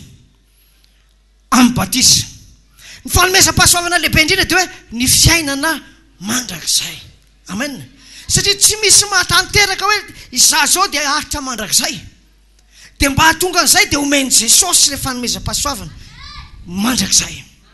ka raha ny fiainana mandrakizay azy ameny tompo anao manaraka ho azy mifametran-tanana amin'ny marary hositrany manaraka ho azy ny teny amin'ny teny tsy fantatra manaraka ho azy amin'ny faminanina alleluia indro faharetan'ny olona masy dia izay mitandrina ny didin'Andriamanitra sy finoanan'i Jesosy dia tsy ho latsaka amin'ny fanomezam-pahasoavana rehetra miandry ny fisehoan'i Jesosy matoky izay ny antso anareo fa izy ihany ny hatateraka izany ataovy amainina hoe hitateraka aminao ane izany antso zany hitateraka aminao ane izany fisasafidy zany tsy anananareo tsiny iozy amen mandeha le fanomezam-pahasoavana maminany dia ozy ny Baiboly tsy anananareo tsiny io minompo aminany dia ambeniny ianao any amin'ny sasany tsy hoe tsy ananatsiny fotsiny fa ohatrany kanota ny faminaninana satria tsy nampiorina tsara fa na hoenina be. Ina lazaiko teo? Lazao kely kaikinao, misy faminaniana mahoenina ary tsy mahoenina kely fa mahoenina be. Mamindra gauche hoenina, mamindra droite hoenina, marsarera hoenina, mihodina hoenina jusqu'à la fin. Lazaiko hoenina jusqu'à la fin. Lazao kely leo kaikinao, dada faranao nga sa dada to sa dada naivo. Ndana lazay fa hoenina jusqu'à la fin ozy apôstôly Benjamin. Za zara manana téléphone an'iny dada toko iny dia tsoko izy mbola misy amin'ny 23 l'été a. Tenareo misy an'izany, misy mpaminany santika veto amintsika? Ato amin'ny FM fois. Misy ozy resy dia rina daholo nijereny zareo, rina tsy mpaminany fa pasteur. Mazava sasa mazava. Mahery ho a Jesosy. Tseketraka ny teny mpaminany tamin'ny 95 amin'ny teny mpaminany santika io fa tsisy an'izany. Hoe za président amin'ny 2013 timenla. Dia samy mananona eny amin'ny mbola sy tonga ilay 2013 dia samy mibotsina. Ka za moa tsy manana tomobile fa mandeha mizesta ke ny fandeha fotsiny no ampiana poids. Ampiana inona fandeha? Tena tandremo raha mifany anamiko anao ary lavarangy fa mivilia ary. Tonga ny 2013 tia mifafana. Za ndray mivotoriny any amin'ny arabe. Zaho azy zangana nakanany lafa ilany tsy misy. Ilany tsy izy. Tonga ndray ty 18 za tsy niteny tsony. Tsy mila tenenina tsony satria manjary mame voninahitra azy le miteny. Fa tonga dia nitsipahany ray tanàna izy. Hoenina be. Manino hoe?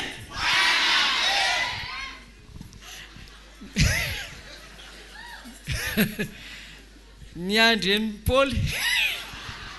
Nanino Paoly? Toga Paoly sa tsy toga? Ozy Paoly andraso eo a. Mahery ny Jesosy ato amintsika tena fanomezam-pahasoava faminaniana. Tonga dia mipetraka eo amin'ilay fotoanany sy amin'ilay izy. Hoy ilay olona anankiray mpivavaka amin'ny zara reo, mivavaka avanay. Nareo ozy izy mifampifampizana, hoana ty teo tsy tanteraka nareo. Zaho vao resy lahatra amin'ny tenin'ny dadato. Aiko ny dadato koa mpaminany.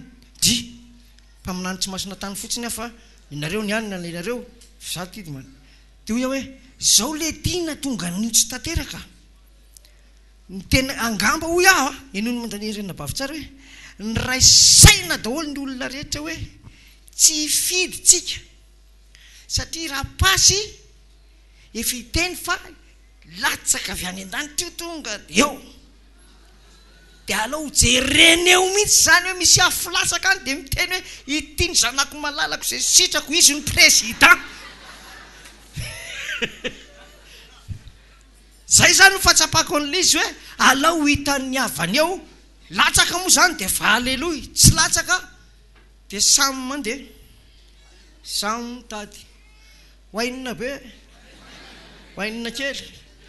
Jeren'ny olona fosiny tena mitapy ty olona ty. Manino hoe? Tapy. Tsy latsaka le izy. Tsy latsaka. Taraiky. Lazao an'izay leo kaikiny tsy mila mpaminany hoenina be zany ato amin'ny FM fois. Raha ato misy mpaminany zany ka diso. Verin'indre mandeha, verin'indre tonga dia sokafo varavarana raha eo pasteur iny ray raisina amin'ny tongotra sy ny tanana 1 2 3 shoo boo sy fidonany any mahery ny Andriamanitra tsy azo vazivaziny, tsy azo vazivaziny. Ako ny teninareo hoenina tsy ankoatran'izay dia famitahana. Amen ve? Miandriandry any apôstôly Benjamin daholo zany ny olona hoe inona ho ny vavany apôstôly Benjamin. Vavako dia lazaiko hoe Matthieu, Marka, Luka, Jonas ny apôstôly, Romana, Koritiana voaloha, Koritiana faharoa, latsaka hatramin'ny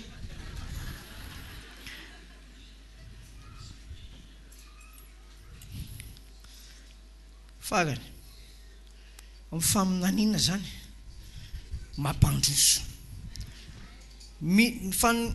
Fanomezam-pahasoavana ny resantsika teo. Ery anankiray ao anatin'ny olona miasa ao aminy fa tsy izy ny miasa, tsy izy fa le fanahin'Andriamanitra. Faefatra, mino mihitsy ianao fa ny rafitra ao amin'ny fiangonana dia rafitra apôstôly sy mpaminany, apôstôly sy mpaminany. Ino ny se tsara aho, rehefa nanomboka asa Jesosy Tompo tamin'izy tonga nofo dia nivavaka izy tany an-tendrombohitra nandritry ny alina. Vita ny vavaka ataontsika madiva maraina dia nidina izy dia mitsenainy mpianany rehetra izy. Nanao alim-bavaka koa ngamba ny mpianany tamin'izay dia rehefa tonga ny maraina dia nivoaka nidina ny Tompo dia ireo mpianany fa ohatrany hoe ohatran'ny ato zany dia niditra Jesosy dia niteny hoe ianao apôstôly, ianao apôstôly, ianao apôstôly. 12 ny isany, anomboka ny asa. Anina ny asa hoe anomboka ny asa. Zany hoe raha nanomboka ny asa ny Tompo dia dia manomboka amin'ny fahagagana, mivavaka amin'ny fahamarina sy ny rafitra. Inona ny rafitra napetrany tamin'izay zany? Apôstôly. Alleluia. Tonga ny farany dia vakitsika ny tena Andriamanitra Kortiana Apokalypse 12, Apokalypse 12 dia mivaky toy izao ndininy fa 20. Ity Apokalypse 12 ity zany dia misy an'ilay fandravana ny asan'ny Bibidi Babilôna sy ny fahavoazan'ny olona tamin'izany ary ny fanasongadiana ny fiangonan'Andriamanitra amin'ny andro farany. Le fandravana amin'ny Babilôna io zany azontsika lazaina hoe efa andalana zany. Dia ozy ny soratra masina amin'ny famaranana ny hoe rava Babilôna dia amin'ny 12, 12 ndiny fa 20 dia milaza toy izao. Vakeo ny 9 Apokalypse 12 ndiny fa 20 amin'ny anaran'i Jesosy miaraka mamakytsika manao hoe mifalino izay zavatra nanjo azy ianao ry lanitra sy anareo olo-masina sy anareo apôstôly ary anareo mpaminany fa Andriamanitra efa nitsara azy ka namaly azy zao io izao vanim-potoana zao no mandefa ny ho afatra io ny Tompo ho an'ny fiangonana izay misy rafitra. Ina le rafitra teo azafady? Apôstôly sy inona? Mpaminany. Ravarava Babilôna lehibe izay nampisotro ny divay fahatezerana. Amin'io fotoana io ilainao tsara ny mahalala fa tsy mijery fotsiny. Amin'io fotoana io zany misy inona ny rafitra amin'ilay fizanakasisa ilay vady ampakarina? Apôstôly sy mpaminany sy ny rehetrarehetra izay tsy voatonony eo fa raha vao miditra ny apôstôly sy ny mpaminany dia dikan'izay eo anatrehan'Andriamanitra complet ny rafitra. Amen. Tsy maintsy mino an'izay le olona atao batisa. Loza zany mama raha ohatra hoe atao batisa le olona ka mino an'io dia miala izy. Tsy raha sy ny batisa lasa dia mankany amin'ny fiangonana pastera anankiray ny ao na evangelistra anankiray ny ao, tsisy lohany, tsisy toerany fa dia olona mitoroteny fotsiny. Reny le hoe manasitrana Jesosy d'accord tsara reny fa ozy ny Tompo ao amin'ny Matthieu 7:21 vakio 7:21 amin'ny andro farany maminany an'ilay andro farany Tompo. Matthieu 7:7 fa raika amin'ny inisy teo 7:21.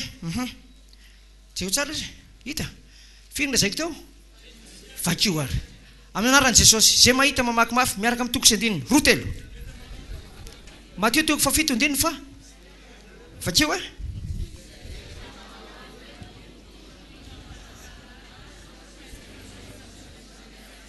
toizo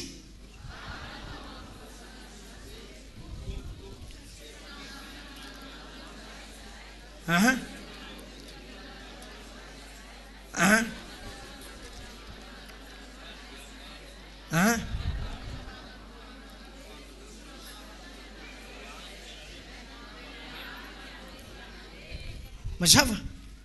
io zany le fiangonana mivory sy mivavaka fa tsisy lohany, tsisy itsanganany fa mivavaka izy mametra tanana dia sitrany. Zay voalaza anatin'ny Baiboly teo. Izay ozy efa mivavaka namoaka devoly nanao asa lehibe tamin'ny anaranao. Dia ozy Jesosy tsy fantako miala teo. Ny antony dia tsotra tsy ao anatin'le rafitra izy. Tsy ny rafitra apôstôly mitondra azy eo fa le finoany tsotra fotsiny. mety sabatisa teo rahalapidera mety aladito tsy fantatro ianareo ndikan'izany tsy tafiditra ao anatin'le hoe mifaly apôstôly mpamany fa rava Babilôna eo zany tsika no mila mijery tsara hoe olona iza nampiasa ny anaran'i Jesosy afana mametra tanana inona mivokatra entiny fiainam-baovao fa aizy io no mitoetra valiny ny mifasika ny olona endro no manao an'ilay izy eo ambony vatolampy izy iza vatolampy zany Jesosy ny adala ny manao an'ilay izy any mifasika tsy ny anaran'i Jesosy dia raha vao eo amin'ny vatolampy dia Jesosy nanorenana amin'ny fiangonana hoy Jesosy eo ambony ty vatolampy ty nanorenako amin'ny fiangonana vavadiny fiainana tsy haresy azy dia apôstôly sy mpamany ny voalaza ao fa tsy evangelista fa evangelista tsy maintsy miaraka amin'ny apôstôly sy mpaminany ary ny apôstôly tsy tonga fotsiny hoe navoaka devolo telo ady apôstôly fa Andriamanitra manana sekrian'iny ka zay tiany ameny an'iny dia omena azy amen ve eo zany isan'ny tokony hamantaran'ny olona tao batisa tsara hoe aiza marina izy no atao batisa inona marina ny lalana ny rafitra ipetrahany ty anaovana batisa ty le eo ambonin'ny vatolampy ve fa raha vao eo dia apôstôly sy mpaminany dia manaraka ny fakitsika ny Koritianina ny ahitantsika azy 12 Koritianina 12 Koritianina voalohany ndao amin'ny teny nefa tsy manako Koritianina voalohany toko 28 fakitsika ary ndininy voalohany fakitsika ary pasteur Koritianina voalohany toko 20 ny amin'ny fanomezam-pahasoavana samihafa andininy voalohany amin'ny aran'i Jesosy manao hoe ary ny amin'ny zava-panahy rahalahy dia tsy tiako tsy ho fantatrareo fa fony jentilisa ianareo dia nentina tany amin'ny sampomona arak'izay nitaomana anareo toiso koa mampafantatra anareo aho fa tsy misy olona ampitenen'ny fanahin'Andriamanitra ka manao hoe vaozina Jesosy ary tsy misy mahay manaiky hoe Jesosy ny tompo raha tsy amin'ny fanahy masina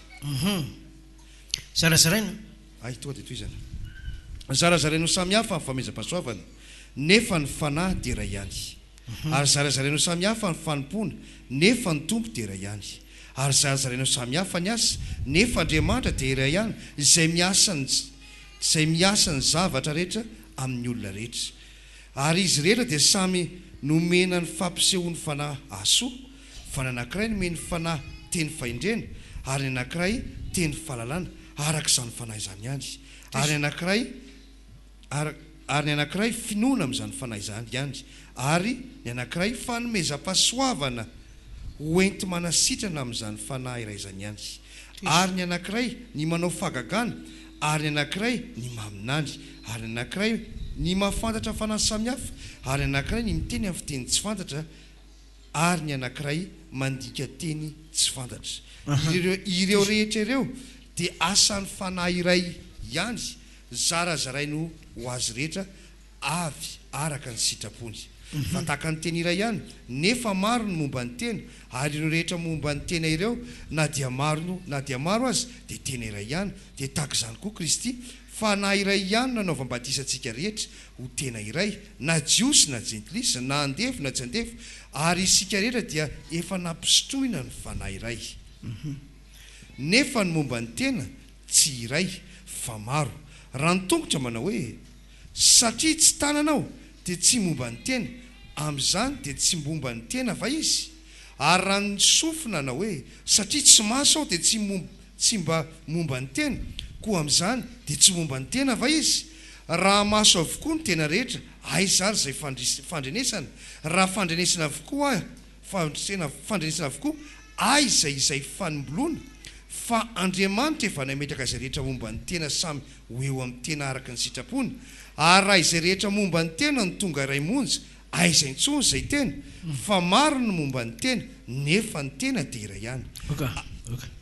eto zany hitantsika le entin'ny fanahy masina fa le fanomezam-pahasoavana dia misy amin'ny mpino ohatra hoe mametra tanana marary ty sy tadidiko pasteur fa misy rahalahy zay ihany atao amintsika izy mivavaka fa sy tadidiko raha miseho amiko izy dia tadidiko ienjany zany raha fanomezam-pahasoavana amin'ny fanasitranana sy famoahana devoly ienjany zany rahalahy zany any province fa sy tadidiko izany hojerentsika izay le ampiorina tsara fa hojerentsika ngeny ny Jerusalema vaovao e asan'ny apôstôly apokalypsy vakitsika ny apokalypsy toko fa 2:20 Apokalypsy toko fa 2:20 andininy fa 4:20 ary ny mandany vakitsika manomboka amin'ny andininy fahasivy aloha tokony amin'ny fahafolo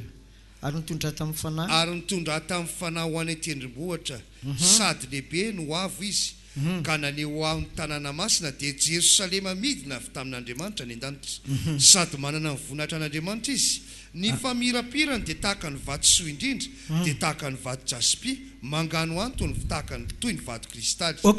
toizako ny dozy firitsika zao ary manana manda lehibe sady avo sy vavady 12 izy ary eo amin'ny vavady dia misy anjely 12 ary misy anarana voasoratra dia ny any firenena 12 amin'ny zanak'Israely inona hoe io le 12 zanak'Israely io anaranay za eo amin'ny 13 eo atsinanana vavady fe izy teo eo avaratra vavady atsimo andrefana 14 ary ny mandany tanàna dia misy fanorenana 12 ary misy anarana 12 koa eo dia ny an'ny apôstôly 12 ny zanak'ondry any amin'ny Jerusalema vaovao zany dia iza ny fanorenana apôstôly le voafidy voalohany ery Petera zany ry Jaona ry Jakoba sy ny namany apôstôly aty amin'ny apokalypsa 18:20 amin'ny fanenjehana atao amin'ny biby ty dia mbola misy hoe apôstôly sy mpaminany ery Petera sy Jaona sy Jakoba tsy velona amin'izao androntsika zao fa efa nodimandry efa ny fanahiny efa ny mitompo fa ny fiangonana zay apakarina dia tsy maintsy misy an'io rafitra apôstôly io satria any amin'izay andianana aza dia ny anaran'ny apôstôly natao amin'ny vaty fanorenana mainka fa ny fiangonana tena hita maso sady manompo ny tompo amin'ny fanasy ny fahamarinana anamarinana tsara mihitsy fa raha miakatra ny vady apakarina dia ny apôstôly sy ny mpaminany no mitondra azy satria ny fanorenana any an-danitra dia izy ny ao ambany eo izy ny anaratsindrika teo ny apôstôly ny Jesosy tompo tamin'ny izy 12 lahy voafidy voalohany tena entre ny apôstôly voalohany sy ny zaontsika zao ve misy apôstôly ve sabatista valina tsy fantatro na nisy na tsy nisy lojika ny jerena hoe raha nisy fahamarinana dia tokony nisy apôstôly hojerentsika rehefa avy eo zany le hoe fananinona nisy fampianaran-diso ny tafiditra ao anatin'ny fivavahana kristianina ohatra fa nahoana ny lasa nisy alahady nefa sabata ny teo napetraky ny tompo nahoana no misy inizy ty izy batisa nzazakely mitete nefa batisa sitrika ny napetraky ny tompo mazava sa tsy mazava nahoana misy batisa ny fanamasina miteny amin'ny teny tsy fantatra napetraky ny tompo dia misy nahoana misy manohatra n'io batisa ny fanamasina io nefa vakiny ao anatin'ny baiboly fa ilay Jesosy no nilaza hoe mpanao batisa n'ino misy teo nahoana misy ny teny hoe tsisy io lehibe noho Jesosy ve le miteny hoe tsisy tsony ny batisa ny fanamasina sa inony Jesosy reo olona reo iza no akaikikaiky an'i Jesosy amin'ny fampakarambadiny zanak'ondry raha nilaza izy hoe amin'ny andihany anankiray midira amin'ny vahavadiny amin'ny fanjakany raiko fa zany ny sitrapony ary misy nilazainy hoe any amin'ny farimy rehetra afo any ianareo any no misy fitomanina sy mifikotronify iza reo olona reo ka milaza hoe efa nanao an'izao izy reo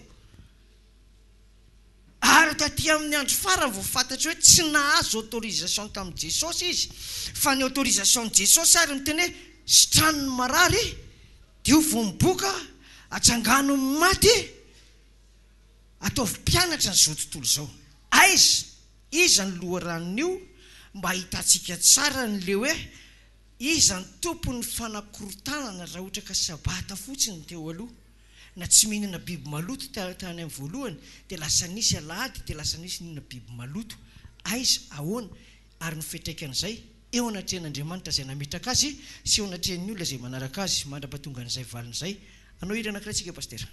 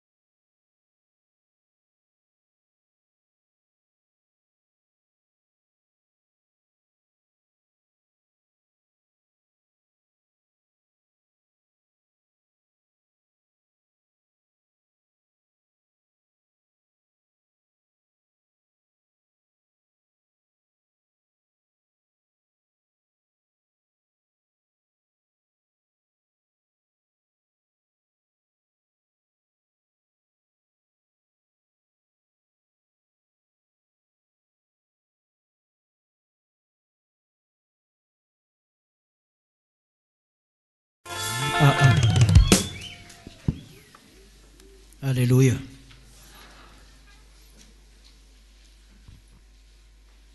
Nametatra ary zareo etsy amin'ny lafin'ny teknika mampita an'ity fampianarana ity fa tonga any amin'ny mivoaka tsara zany ny fampianarantsika amin'ny teny frantsay sy ny teny anglisy any amin'izay mandray azy ihany. Amen. Apôstôly tena mino be mihitsy hoe amin'ny Pasika ho avy zao dia misy hafa firenena hiaraka anao Pasika ntsika. Raha mbola tsy vita batisa ry zareo reo ka resy lahatra amin'ny finoana sy ny fahamarinana ka mangataka amiko izy raha tonga aty hoe ataovy batisa dia tsy misalasala manao batisa azy. Ary raha ho tanteraka izay isaorana ny tompo ataontsika amen dia mba hitsika ny gasy fiangonana gasy mandray vahiny ka mifampianarantsika ny raisiny fa tsy ny vahiny indray mampianatra antsika. Mba mampiamana tsara le izy raha toa hoanina fa tsisy nanam-poan'izany angeralahy hoe FM itoroteny ka lasa misy olona hafa firenena resy lahatra ka ataony FM batisa fa atreto ane dia ny vazaha rehetra avy any nanao batisa an'ireo gasy reo mivadika ny rasa ny zanaka sisany manao batisa ka na vazaha na komoriana na inona ny tonga eo dia atao batisa. Ianao ve raha atao batisa ireo olona fa firenena ireo mba hijery ve ianao? Mba farafaraziny amin'ny web. Amen ve? Mba ho hitanareo zany raha tonga any amin'ny lapa zany ny atao batisa dia milahatra le olona atao batisa dia nareo mahita azy aty fa menamena be ny sofiny ary menamena be ny oriny sady lany ny fifadikaniny izy. Amen ve? Dia izy koa gaga mahita nareo dia izy manontany anareo nareo ga fa nataon'ny apôstôly batisa ohatr'izay dia izy hoe dry efa vita raha tsy apôstôly ihany fa Jesosy mihitsy ny nanao batisa amin'ny fanamasina anay. Aizary le aleluia hosana ho an'i Jesosy.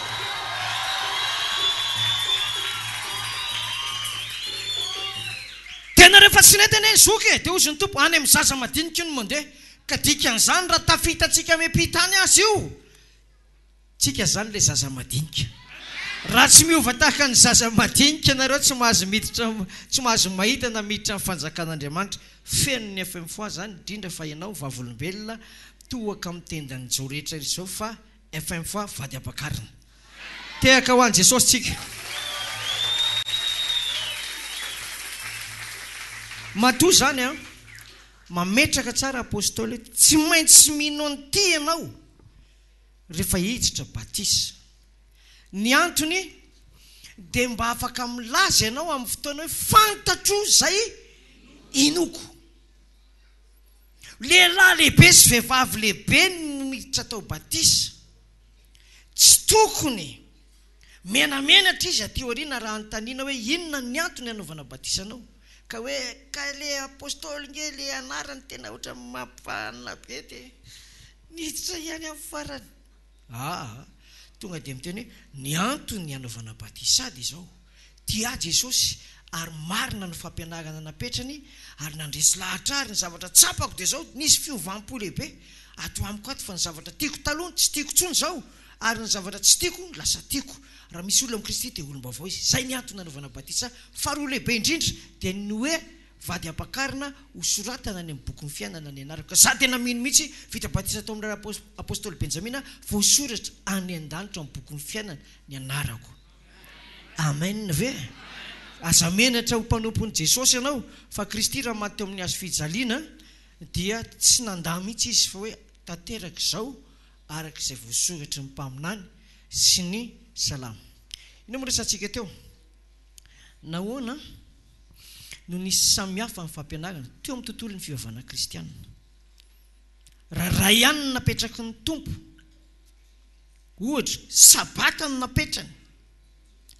nahoana misy alahady aty aoriana iza nitondra azy? Ekeny le nametraka an'le sabata ve le alahady sa tsy?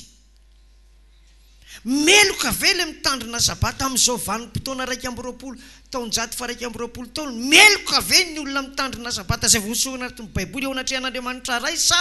tsy meloka? Iza amin'ireo no izy. Tsara mihitsy ny afantaran'ny olona atao batisa ny hoe ary tao anaty Baiboly dia tsy nisy batisa ny-jaza fa fanoloran-jaza.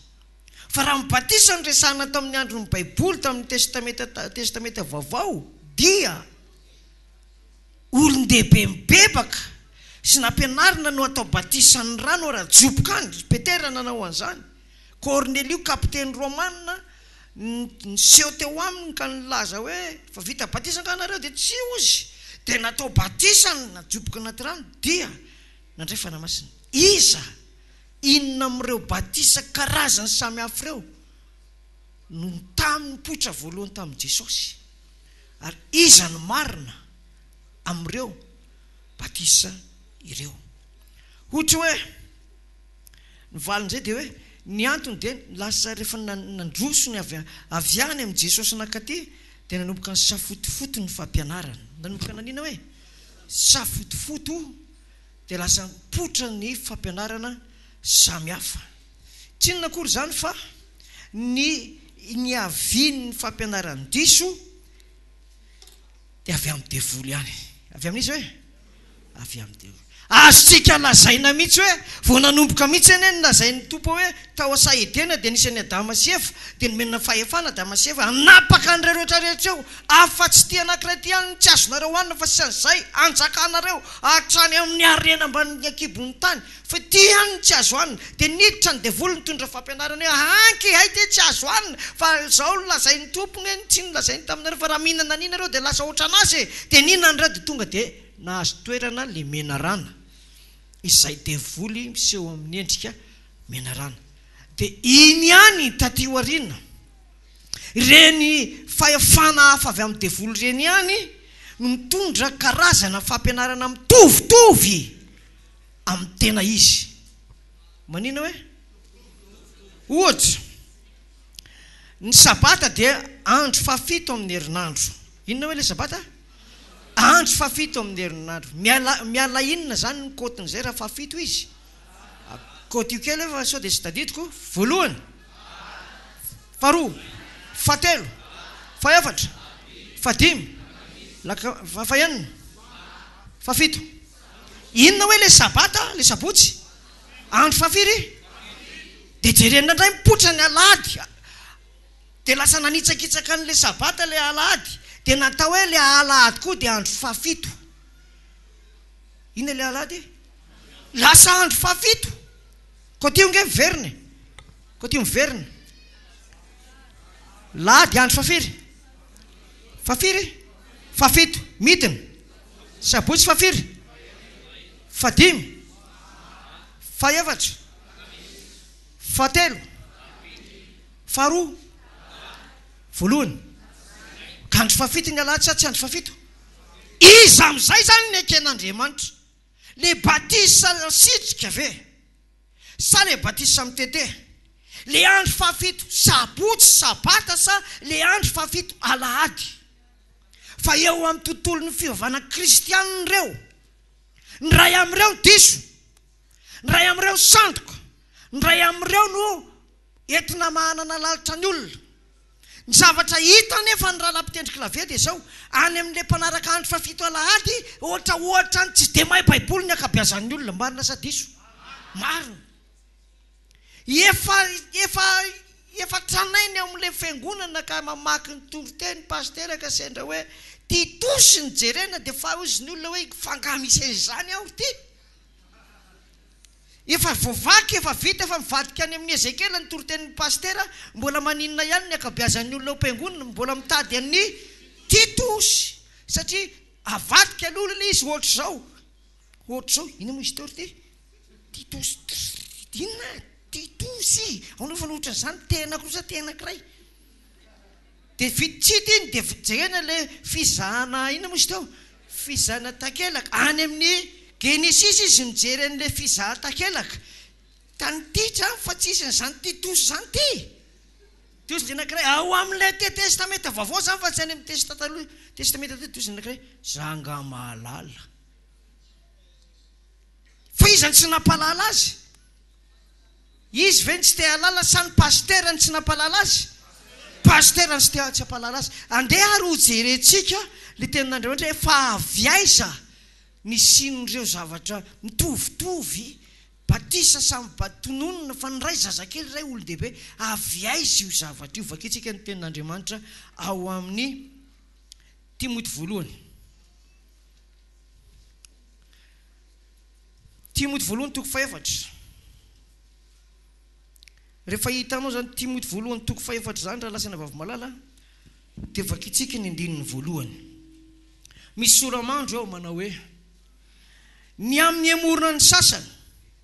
sy ny fananarana ny Timoty azoto anefa ny anjara fanompony. Andininy voalohany miaraka mamakytsika toko sy andininy hoe rotelo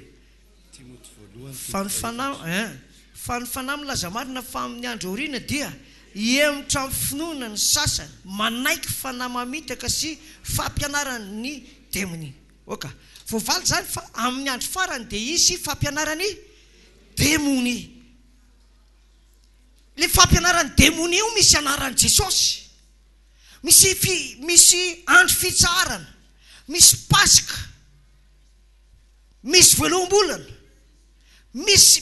ny zavatra ilaina rehetra ato anatin'ny baiboly fa saika tsindrin'ny mpanompon'Andriamanitra tsara fa fampianarana inona ilay izy toko 4 andininy voalohany miara mamakytsika hoe ny fanahy milaza marina amin'ny andro aoriana dia anina hoe hemotra amin'ny finoana ny sasany. Oka fanontaniana mipetra avy aiza amin'ny finoana? Avy amin'ny toroteny. Ary toroteny avy aiza? Avy amin'ny tenin'Andriamanitra. Maninona zany ny olona raha mihemotra amin'ny finoana? Toroteny tenin'Andriamanitra ve no mena sa toroteny olombelona? Didin'Andriamanitra sa didiny olombelona? Ho foana ny vavanareo raha mampianatra ny didiny olombelona ianareo. Foana nareo ny didin'Andriamanitra dia amenareo didiny olombelona. Fahaverezana amin'ny andro farany anefany dia voalaza tsara itsindrio indray mandeha andininy toko 4 andininy voalohany miara mamakytsika telo manao fanahy milaza marina fa amin'ny andro aoriana dia hemotra amin'ny finoana ny sasany manaiky amin'ny fiampitsaram-bela tsy ny mpilaza lainga dia honantoiny voapetaky ny vy mamay ny fieritreretany. Enjany zany le olona tsy mahalala ny tratra ny vy mamay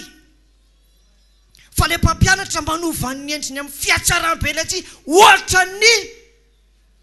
mpanompon'ny fahamarinana ny fijery azy. Ohatra nina hoe nefa amin'ny fampianarana entiny inona izy tao? Fampianarany demony fanamamitaka ny ao anatiny manova ny endriny tahaka ninona? Tahaka ny mpanompony inona misy tao? Ampiana misimisy kokoa azy. Raha mpanompony fahamarinana zao rina mpanompony fahamarinana rehefa mandeha amin'ny arabe dia manao an'izao. Fa ny mpanompony devoly milamina loatra lazao kely akaiky milamina loatra maka 19 loatra lazao kely akaiky maka 19 loatra ary tsy mba taitra zany marina ihany le hoe tsy maika fa milamina loatra efa fantatra fa paster iny ohatra ny tena zanak'ondry indray hoe zay zany izy manova ny endriny takany mpanompony fahamarinana fiatsaram-bela tsy hoy izy ny tompo lozanareo fariseo fasana maninona ozy nareo milalitra diovinareo ny ivelany fa ny ao anatinareo ino tsy henoko tsara zany maninona hoe ny ao anatinareo rombaka tsy le hoe garadobo misy garadobo ataotsika misy tsinay be misy any tsy reny fa le fanao anatiny mihitsy ny marombaka azy fasana ny jeren'ny tompo azy manina hoe fasana marina n'izy amin'ny paster rehefa ny pasana ny olona tsisy mandeha aingana nareo efa nahita nandevina mandeha aingana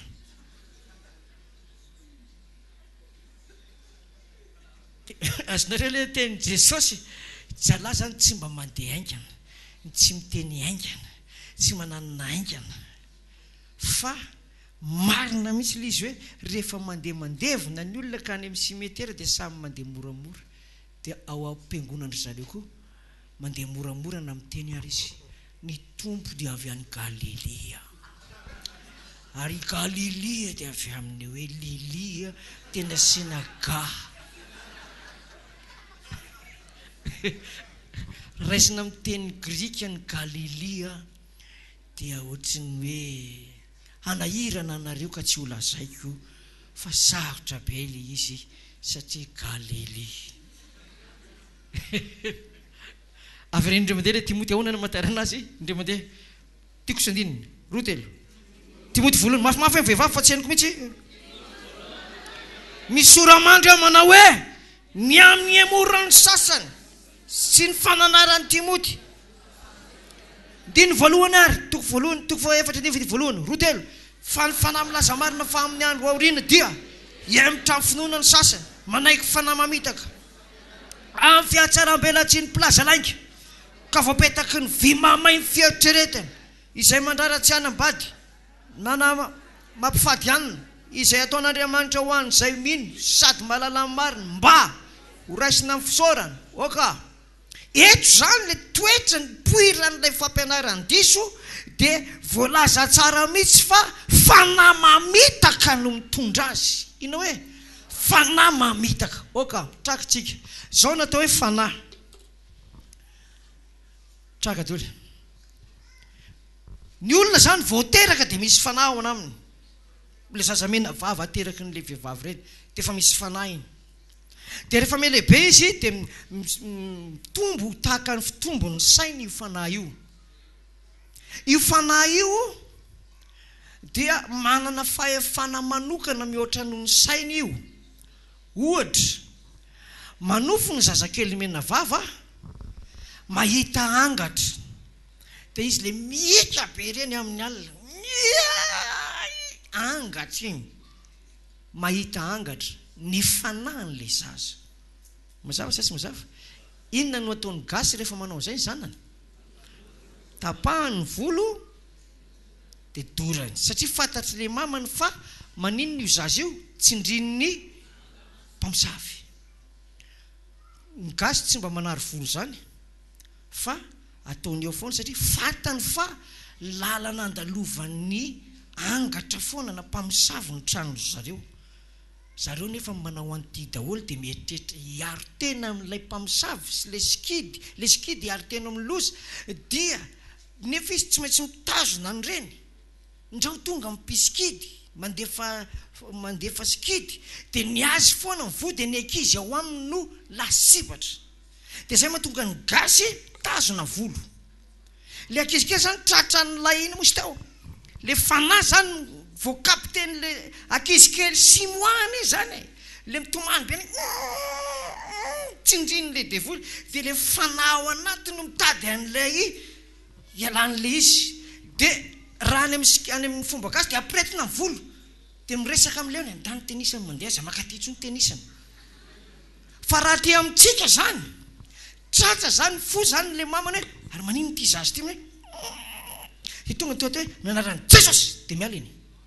ny olon-dehibe koa fa misy an'izany misy dia vao misaina fotsiny tsika mianarany Jesosy dia afaka zay le fanahy eno tsara raha tombo amin'iny fanahy iny le olona ozy ny gasy ny fanahy no maolona dia lasa automatique 98% ny olona lasa makany amin'ny fanaony zao tontolo zao manaiky fanahy mamitaka mora mitady fivavahana fa any amin'le metimety amin'le fanahiny no taritiny le fanahy amin'le fampianarana metimety n'le hoe tsisy fady io rehefa raisina fonona madio daholy ka tsy hoanina hatramin'ny tanany lara madio azonao dia tonga ny fanahy ratsy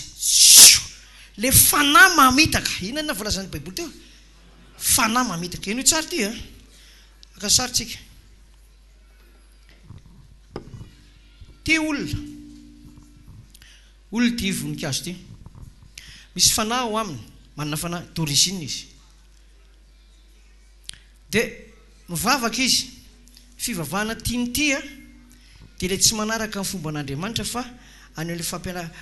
fampianarana fitsaram-belatsy manohitra ny marina ny tiany ty dia tonga ny fanahy roa ny fanahy mahery indrindra ny fanahy masin'Andriamanitra na ny fanahy ny demonia ok mandalo zany le fanahy ny demonia tsy ao anatin'le fiangonana mampianatra fampianarany demony azonao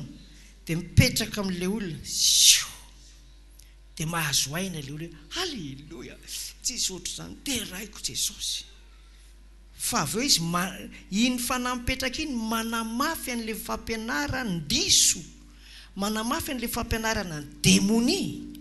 ary ataotahorana ho tsy afaka otsony ty olona ty mazava sa tsy mazava anyerina any maheno fampianarana ohatrohatran'izao izy dia ampitoviany amin'le fampianarana azo izay nandraisany an'le fanampiatsara velatsy dia jereny fa tsy mitovy na izy lasa mpitolona enjana be amin'ilay tsy mitovy eo amin'ny baiboly ohatra hoe batisa fibebahana ho an'ny olo-dehibe ny hitany ao dia lasa mahita izy hoe batisa ny zazakely dia lasa miady varotra amin'iny izy makasitraka an'iny izy ary anaovany fety be mihitsy iny tsy fatany ifalininy naniraka n'le fanatsy izy mazava sa tsy mazava ary ohatrany mafalifaly azy daholo ny zavatra atao ao nefa famitahana ina hoe famitahana aty arinona tonga ty fanahy ty satria nandalo pastera arina toriteny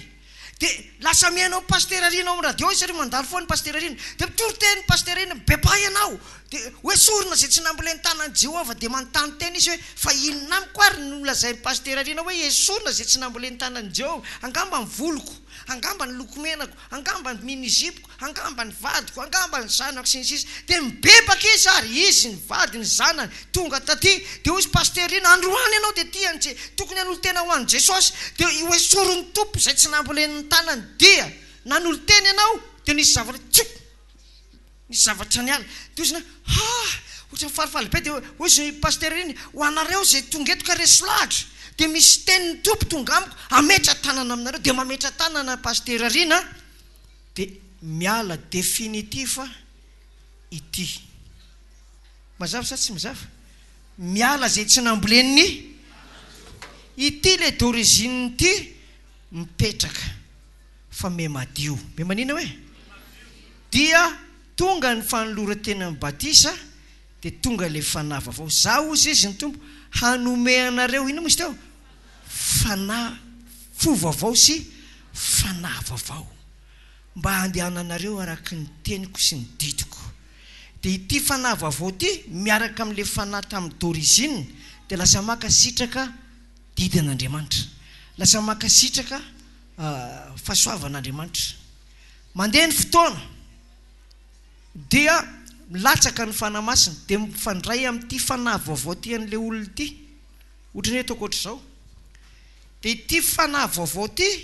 mandray n'le batisa ny fanahy masina dia miray zay iray aminareo izy nareo atao dia iny no mamoaka ny fanomezam-pahasoavana mety indre mandeha fosiny iny no miseho manifeste ohatra amin'le fotoana andraisana azy tsy zakan'le olona dia lasa miteny amin'ny teny tsy fantatra izy mety indre mandeha iny mety iray volana mety roa volana mety heritaona fa ny essentiel dia hoe nofidiana sady natsona amen ve iny no ny ravan'ilay mpiatsara velatsy plaza iny misy teo lainga iny lazainy sandoka hoe devoly iny amin'izay ny potehany ny tena tsara fantarina fa rehefa manana iny ianao dia ny kosony tsy tianao voalohany ina hoe ny biby maloto ny tena tsy tiany olona voalohany rehefa mandray an'i Jesosy ho tombo sy mpamonjy ny fiainana manokana amin'izao fiangonana izao izy tsy tenean'ny pastera irena kory azy aminana intsony fa ohatrany tonga dia halany ho azy ny sigara etsananiny etsy be dia be sigara rehefa misy fanolora-tena ato misy pakena sigara misy megoana sigara ery ananiny ery olona viato io ery ananiny ery misy skidy olona viato manary azy le olona vaovao reny zany manary an'le izy iny no tonga lasa olom-baovao izy vita amin'ny batisana ka hojerentsika tsara le hoe niditra tsara le fampianaran-diso nanina hoe niditra amin'ny tontolo ny fivavahana kristianina fiangonana dehibe indrindra amin'ny fivavahana kristianina no fantsona atongavan'ilay izy. Iza hoe ny fantsona atongavan'ilay fampianarana diso? Fiangonana dehibe indrindra amin'ny fivavahana kristianina no fantsona. Ary nofidiana tsara mihitsy ilay fivavahana kristianina matanjaka mba tsy ho voahozongozon'ny fiangonana madinika. Mazava sa tsy mazava? Dia ijeritsika ohatra hoe ny fahatongavan'ilay fampianaran-diso rehefa nresantsika teo, fampianaran'ny démonie, fampianarana iny nresantsika teo? Timoty voalohany toko 4:4. Izaza no hitondra n'ilay fampianaran'ny démonie. Kortianina 2 ilay hitondra n'ilay fampianaran'ny démonie ty resantsika ity. Kortianina 2 toko 1:10. Ilay voafidiny, le devoly zany ny fidin'ilay olona hitondra n'ilay fampianarana. Kortianina 2 toko 1:10. Ny andininy 13:10. Firy toko sadiny zafady? Kortianina 2 toko 2. Vakiko ary amin'ny anaran'i Jesosy. Fa apôstôly santo ireo izy ireny. Ka ahoana ny ka dia mampiovany fa apôstôly santo izy ireny piasa mamitaka ka dia mampiovany endro no tahaka ny apôstôlin'i Kristy. Zany hoe ilay hitondra n'ilay fampianaran-diso zany dia natao inona koa ny anarany? Apôstôly fa saingina izy sandoka fa hoany izy nanositra azy Jesosy zany devoly. Devoly toy izy mivaky teny paster. Fa apôstôly sandoka izy ireny piasa mamitaka ka dia mampiovany endro no tahaka ny apôstôlin'i Kristy. Ary tsy magaga zany fa Satana azy mampiovany endro no tahaka ny anjeliny mazava. Jeko tsara, ilay hitondra n'ilay fampianaran-diso anakorotana ampidirina anatin'ny tontolon'ny fivavahana kristianina dia apôstôly sandoka. Satria fantatry ny devoly, Satana ozy ampiovany endriny tahaka ny anjely. Fantatry ny devoly fa mora eken'ny fiangonana ny olona tsotra ny atao hoe apôstôly dia ahafahany mampita n'ilay fampianaran-diso dia iza nampitondrany azy? Manana apôstôly izany sa tsy manana? Manana. Fa inona ny anarany? Apôstôly sa sandoka. Dia rehefa miteny izy zay vao fantatra tena sandoka ilay ty toizana vaky te paster iny amin'ny anaran'i Jesosy. Andininy 12. Koa dia tsy zavatra lehibe tsy akory raha ny mpanompony koa mba mampiovany endro ny tahaka ny mpanompony fahamarinana nefa ny farany ho araka ny asany ihany. Mazava tsara mihitsy zany ilay izy hoe miseho miariary mihitsy hoe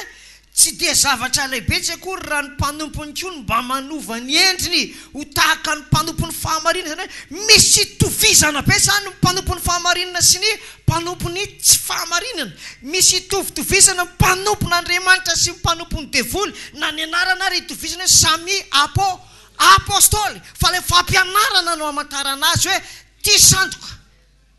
ty tsy sandoka amin'ny andro aoriana. Ino tsara ngety? Tombony isan'ny tombony lehibe mihitsy ny amantarantsika ny marina. Manapaharetana mandinika ny tenin'Andriamanitra izy ny Baiboly na marina zany na tsy. Mpino zany tokony mafantatra ny fampianarana na marina zany na tsy. Avy aiza fantanina petraka? Avy aiza zaza ilay mpanompony tsy fahamarinana? Mazava ho azy avy any amin'ny tsy fahamarinana dia mitory ny filazantsara izy. Raha ny tena marina jery kely tsika mikasikasika momba ny avian'ilay hoe apôstôly. Tao amin'ny andron'i Jesosy ny apôstôly mipetraka voalohany dia maty ry zareo.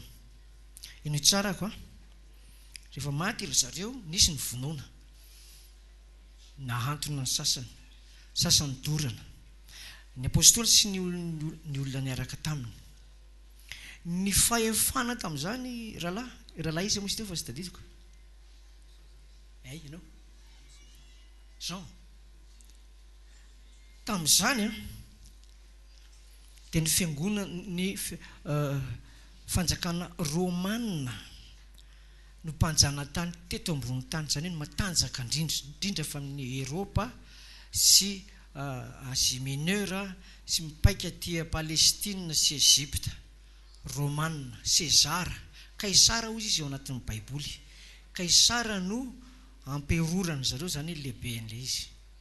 Rehefa tonga ny Palestina zany ny Jiosy, ny Israely zany dia zanatany zareo. Iza nanjaka tao a Jerosalema rehefa nitsarany Jesosy? Romanina, mpanjanatany zany izy.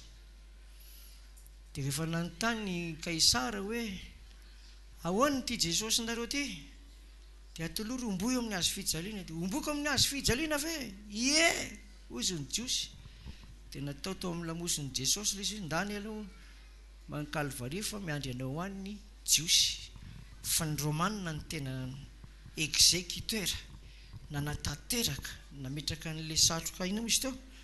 sy namono azy ary nanandrobaka ny fanataony tamin'ny Jiosy, hoe Jiosy namono an'io. Fa izy efa mahafantatra fa ity le Mesia. Hojerentsika rehefa avy misy fotoana ka tsisy atao amin'ny heriny hoe avy aiza ny poirany reto Romanina reto natonga azy amin'io. Fa ny tena voalaza efa voalazany amin'ny mpaminany ny Ezekela sy Daniela any ny poirany izy io, ary io ny firenena lehibe indrindra farany tamin'ny fotoany reny anjaka eto ambonin'ny tany. Dia taorinan'izay efa ela be taty aoriana vao mipoitra ireo karazana firenena hoe frantsay, amerikana, grika ary talohan'ny Romanina, fa mifanaraka ohatrohatran'izay le izy. Dia novain'ireo ny lalàn'Andriamanitra, satria fantany fa n'ilay Jiosy zany tena miraikitra be amin'ny tompo, amin'ny Jehovah, amin'ny Yahvé. Dia novainy zareo daholo sady nenjehan'ireo olon'ireo, vonony, dorany, nombony tamin'izany andro zany. Dia samboriny ireo mpiaraka amin'ny apôstôly ireo, dia aongany ataony amin'ny hazo fijaliana, dia aongany dia asiany menaka, dia dorany, dia atao fanazavana ohatrany hoe poteau jirama. Dia natahotra ny olona tamin'izany, tena nidy, dia nampidirina ny fampianaran-diso avy amin'ny Romanina. Dia lasa taty aoriana mivadika katolika ny anarany, satria Romanina fotsiny izy tamin'ny voalohany. Dia rehefa niditra amin'ny fivavahana kristianina izy, dia voalaza amin'ny Baiboly hoe izy no hanovany fotoana sy ny lalàna. Dia nataony zareo hoe katolika ny anarany. Dia lasa manana toerana be mihitsy izy amin'ny fivavahana kristianina, ary manaiky azy ny fanjakana, ny mpitondra fanjakana rehetra, na judaisme na avy any Azia, na avy aiza na avy aiza, tsy maintsy makao aminy aloha mandray tsodrano. Tsika zao hoe fidy ino misy teo président, zay lany eo rehefa mipetraka tsara dia maka avion première classe, makany maka tsodrano, répertoriena anatin'ny bokiny zareo hoe nandalo nahazo tsodrano teto sy torolalana samihafa ny président malagasy Rahanina. Dia misy didy, misy daty, dia manao siny eo ilay lehibe sy ilay président vaovao. Dia tsy maintsy miteny le lehibe hoe mpakarakarao ilay tsy ny fiangonako fa aza ataony lahatra n'izany. Fa raha ohatra zany protestanta le olona, tsika lisany angeta ao aminay ihany fa modianina fotsiny, fa tsika menakavy io karakarao tsy maintsy hoeniko ny fikarakaranao azy, fa raha karakarainao ny fiangonako dia ho hitanao fa maharitra eo ianao, dia mandaa ianao vao afaka eo. Fa izaho mihitsy niteny amin'ny olona rehetra fa zany naniraka anao dia lany foana ianao. Mazava sa tsy mazava? Dikan'izay apetraka ny fampianarana zay any zareo. Rehefa mamaky tsika ao amin'ny Daniel toko 7, any zany no ahitantsika ny loharanon'ilay mpaminany sandoka sy manova lalàna sy ny fotoana samihafa. Daniel toko 7 am'fiky zao. Daniel toko 7 tazoma eo.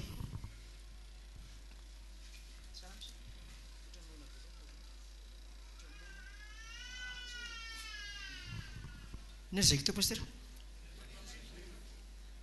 Ino tsara aloha zay vao mamaky tsika. Daniel zany dia mpaminany avy amin'ny mpaminan'Andriamanitra, mpaminany Jehovah Andriamanitra. Jiosy izy,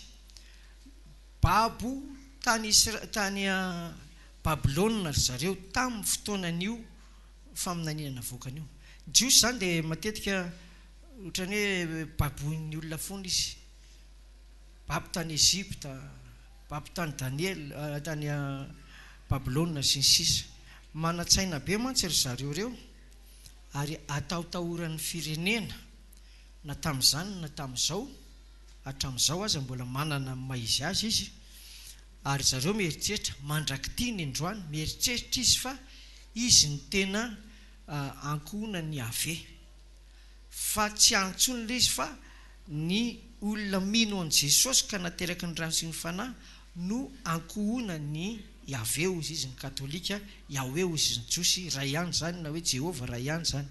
Dia zay ny atahoran'ny firenena rehetra ny Israely io hoe manana hery hafa ny Israelianina. Tsy dia diso akory zay fa azo lazaina hoe manana mokondo enjana be ry zareo, satria hatrany Ezipta mandrakity ny androany dia amin'ny foana sur le qui-vive foana zareo, mamana foana zany, voninkiady foana ry zareo. Maramirany zareo zany de 24 sur 24, 30 jours sur 30, 12 mois vonina ny ady foana. Ary isan'ny manana maramila mahay miady ny Jiosy. Daniel zany babo tany Babilôna, mpanjaka tao Babilôna dia Nebokadnezara. Babilôna io zany azo hoe misy izy io pasteur? Eo amin'ny Iraka, Iran eo mipoiran'ireo Nebokadnezara sy ny namandreo dia naminany tany Daniel. Zay aloha mitsiromony trako. Rehefa mamaky ianao dia hitanao hoe tonga ry zareo babo avy any Israely dia ho baboina, dia nilaza le mpanjaka io hoe idedavo tanora marantsaina amin'ireo hafa malaza mahay zavatra ireo. Dia nitadiavina ny servisy hafa mihitsy zany, nitady an'le maranitra indrindrao.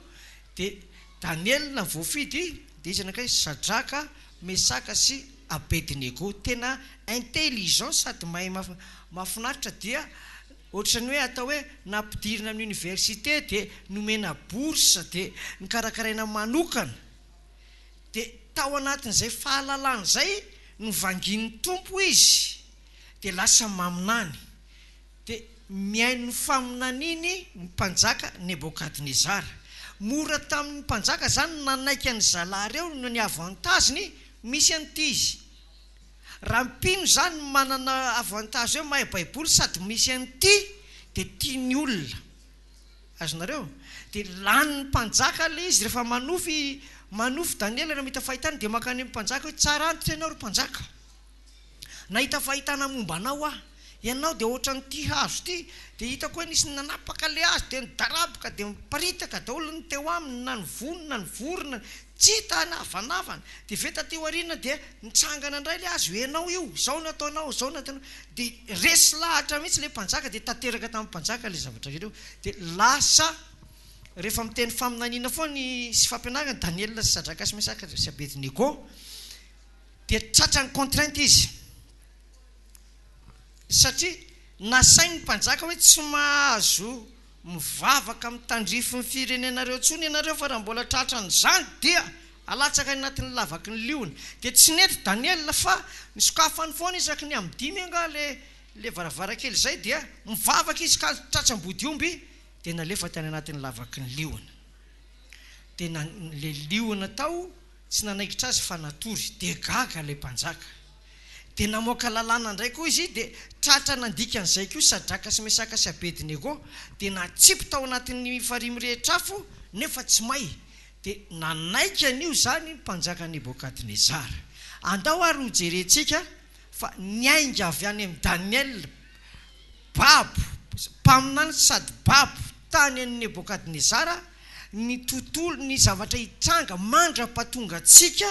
amintsika izao io amin'ny resaka fivavahana no lazaina. Fa kely pasteur vetivety fa Daniel toko fa 7 andininy fa 10 Daniel toko fa 7 andininy fa 10 amin'ny anaran'i Jesosy manao hoe izao Daniel nalahelo tapana ary ny fahitany lohako na raiky tahotra dia nanakaikilay anankiray tamin'izay nitsangana teo aho ka nanontany ny foto izany rehetra izany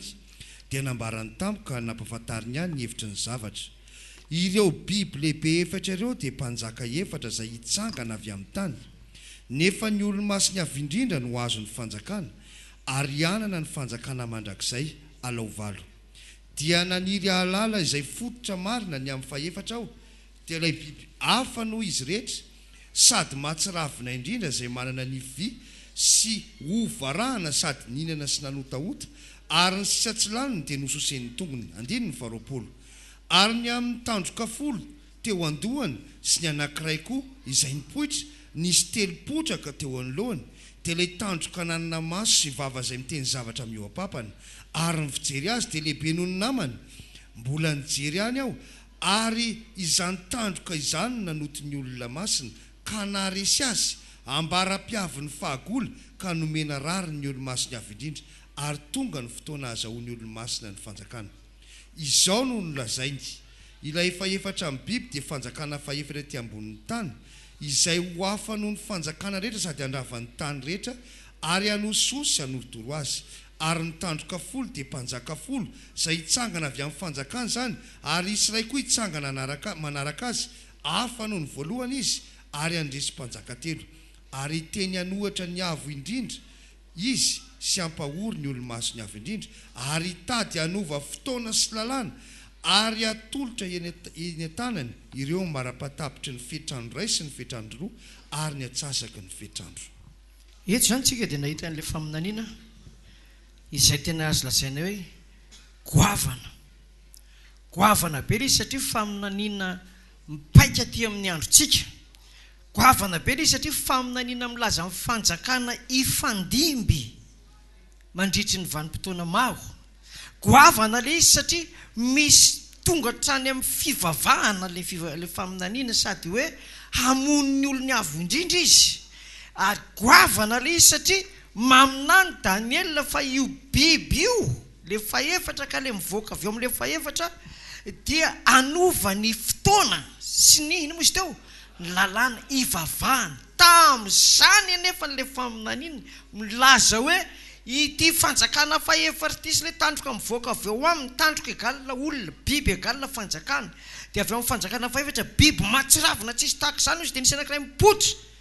Tandroka ina moa filazana azy teo kely, tandroka kely fa manamaso sady miteny zavatra miopapana manohatra an'Andriamanitra, dia no amarinina le faminaniana hoe anova fotoana sy lalàna, anenjika sady hamono ny olo-masiny avo indrindra. Dia nijerena zany io dia hita fa mafeno fepetra ny fanjakana Vatikana. Teto izy antsika azavaintsika le biby efatra voalohany, pasteur ina le voalohany. Le biby efatra, le biby voalohany eo amin'ny andininy faefatra, dia ny biby voalohany dia hoe toy ny andininy faefatra, toko fafito andininy faefatra. Ao pasteur avakeo Daniel toko fafito andininy faefatra.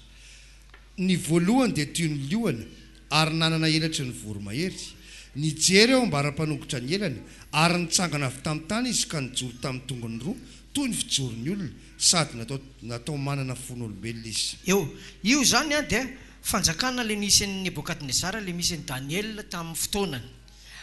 Miendriky le biby, ohatra n'inona le biby pasteur azafady? Toy ny liona ary nanana elatry ny voromahery. Ny liona zany no mampiseho an'le fanjakana Babilôna, dia manana ino moa elatra tahaka amin'ny voromahery. Biby faharoa zany hoe io biby io zany a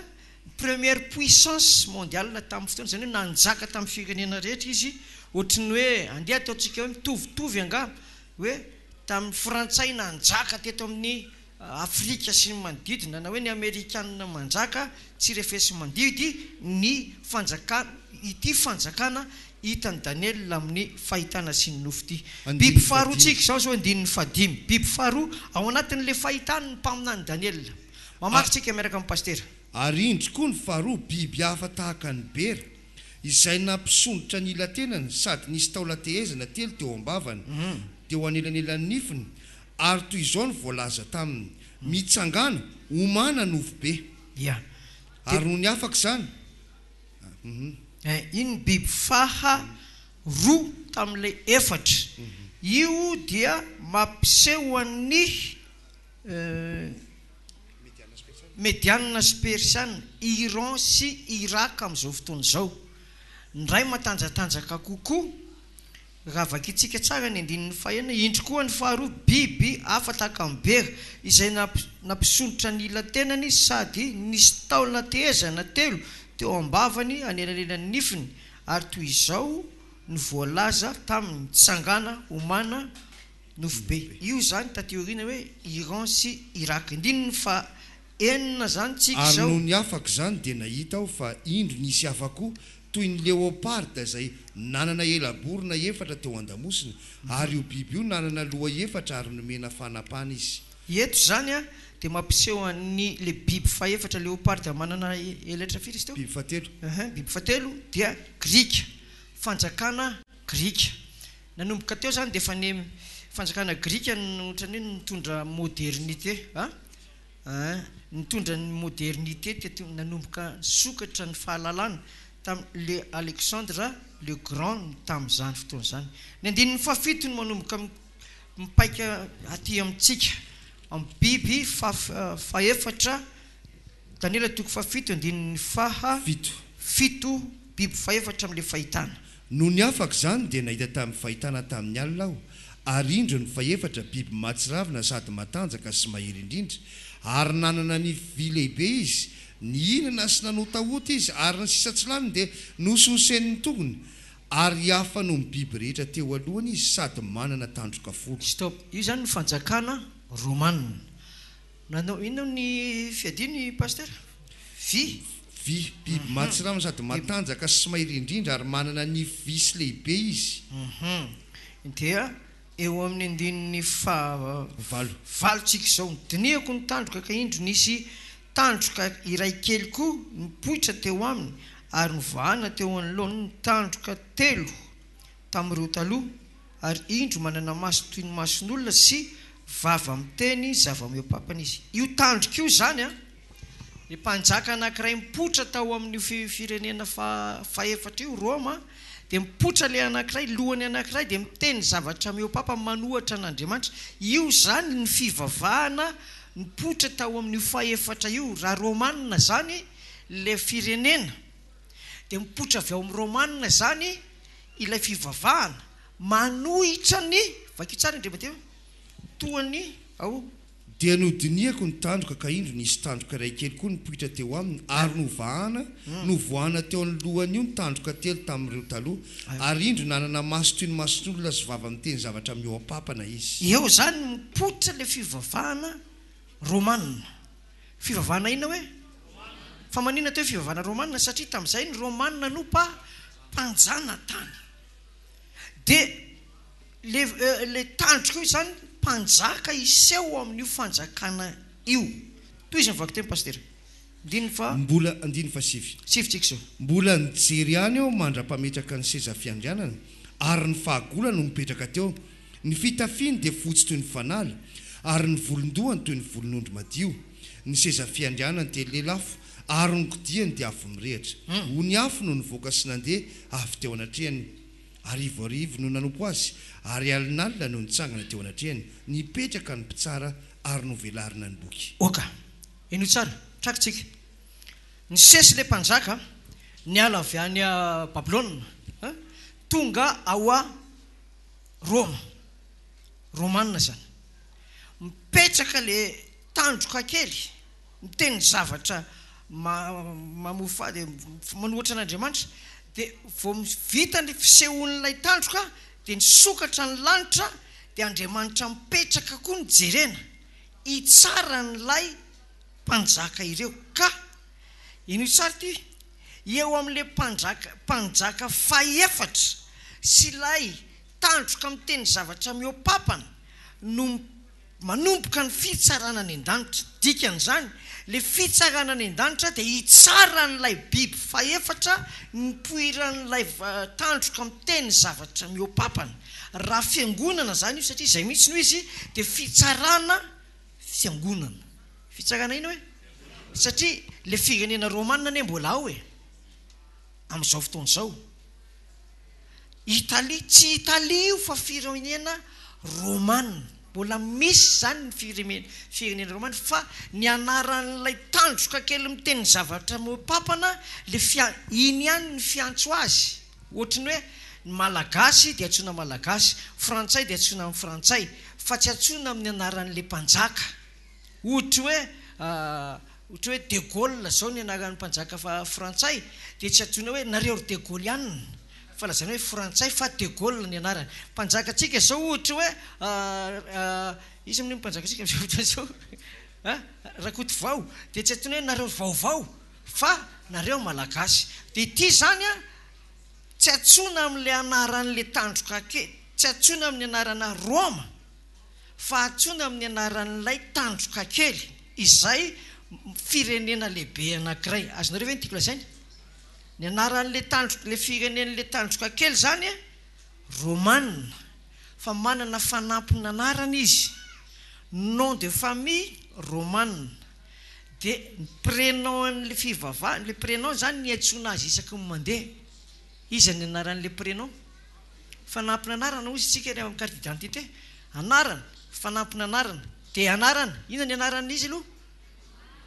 Ina anarany? Tsy hainiko tsara, manino hoe? Ary fanampina anarana? Zay, fanampina anarana ny amatarana azy rehetra. Rina zao dia fanampina anarana ny antsoina azy. Ny A zao dia fanampina anarana ny antsoina anahy.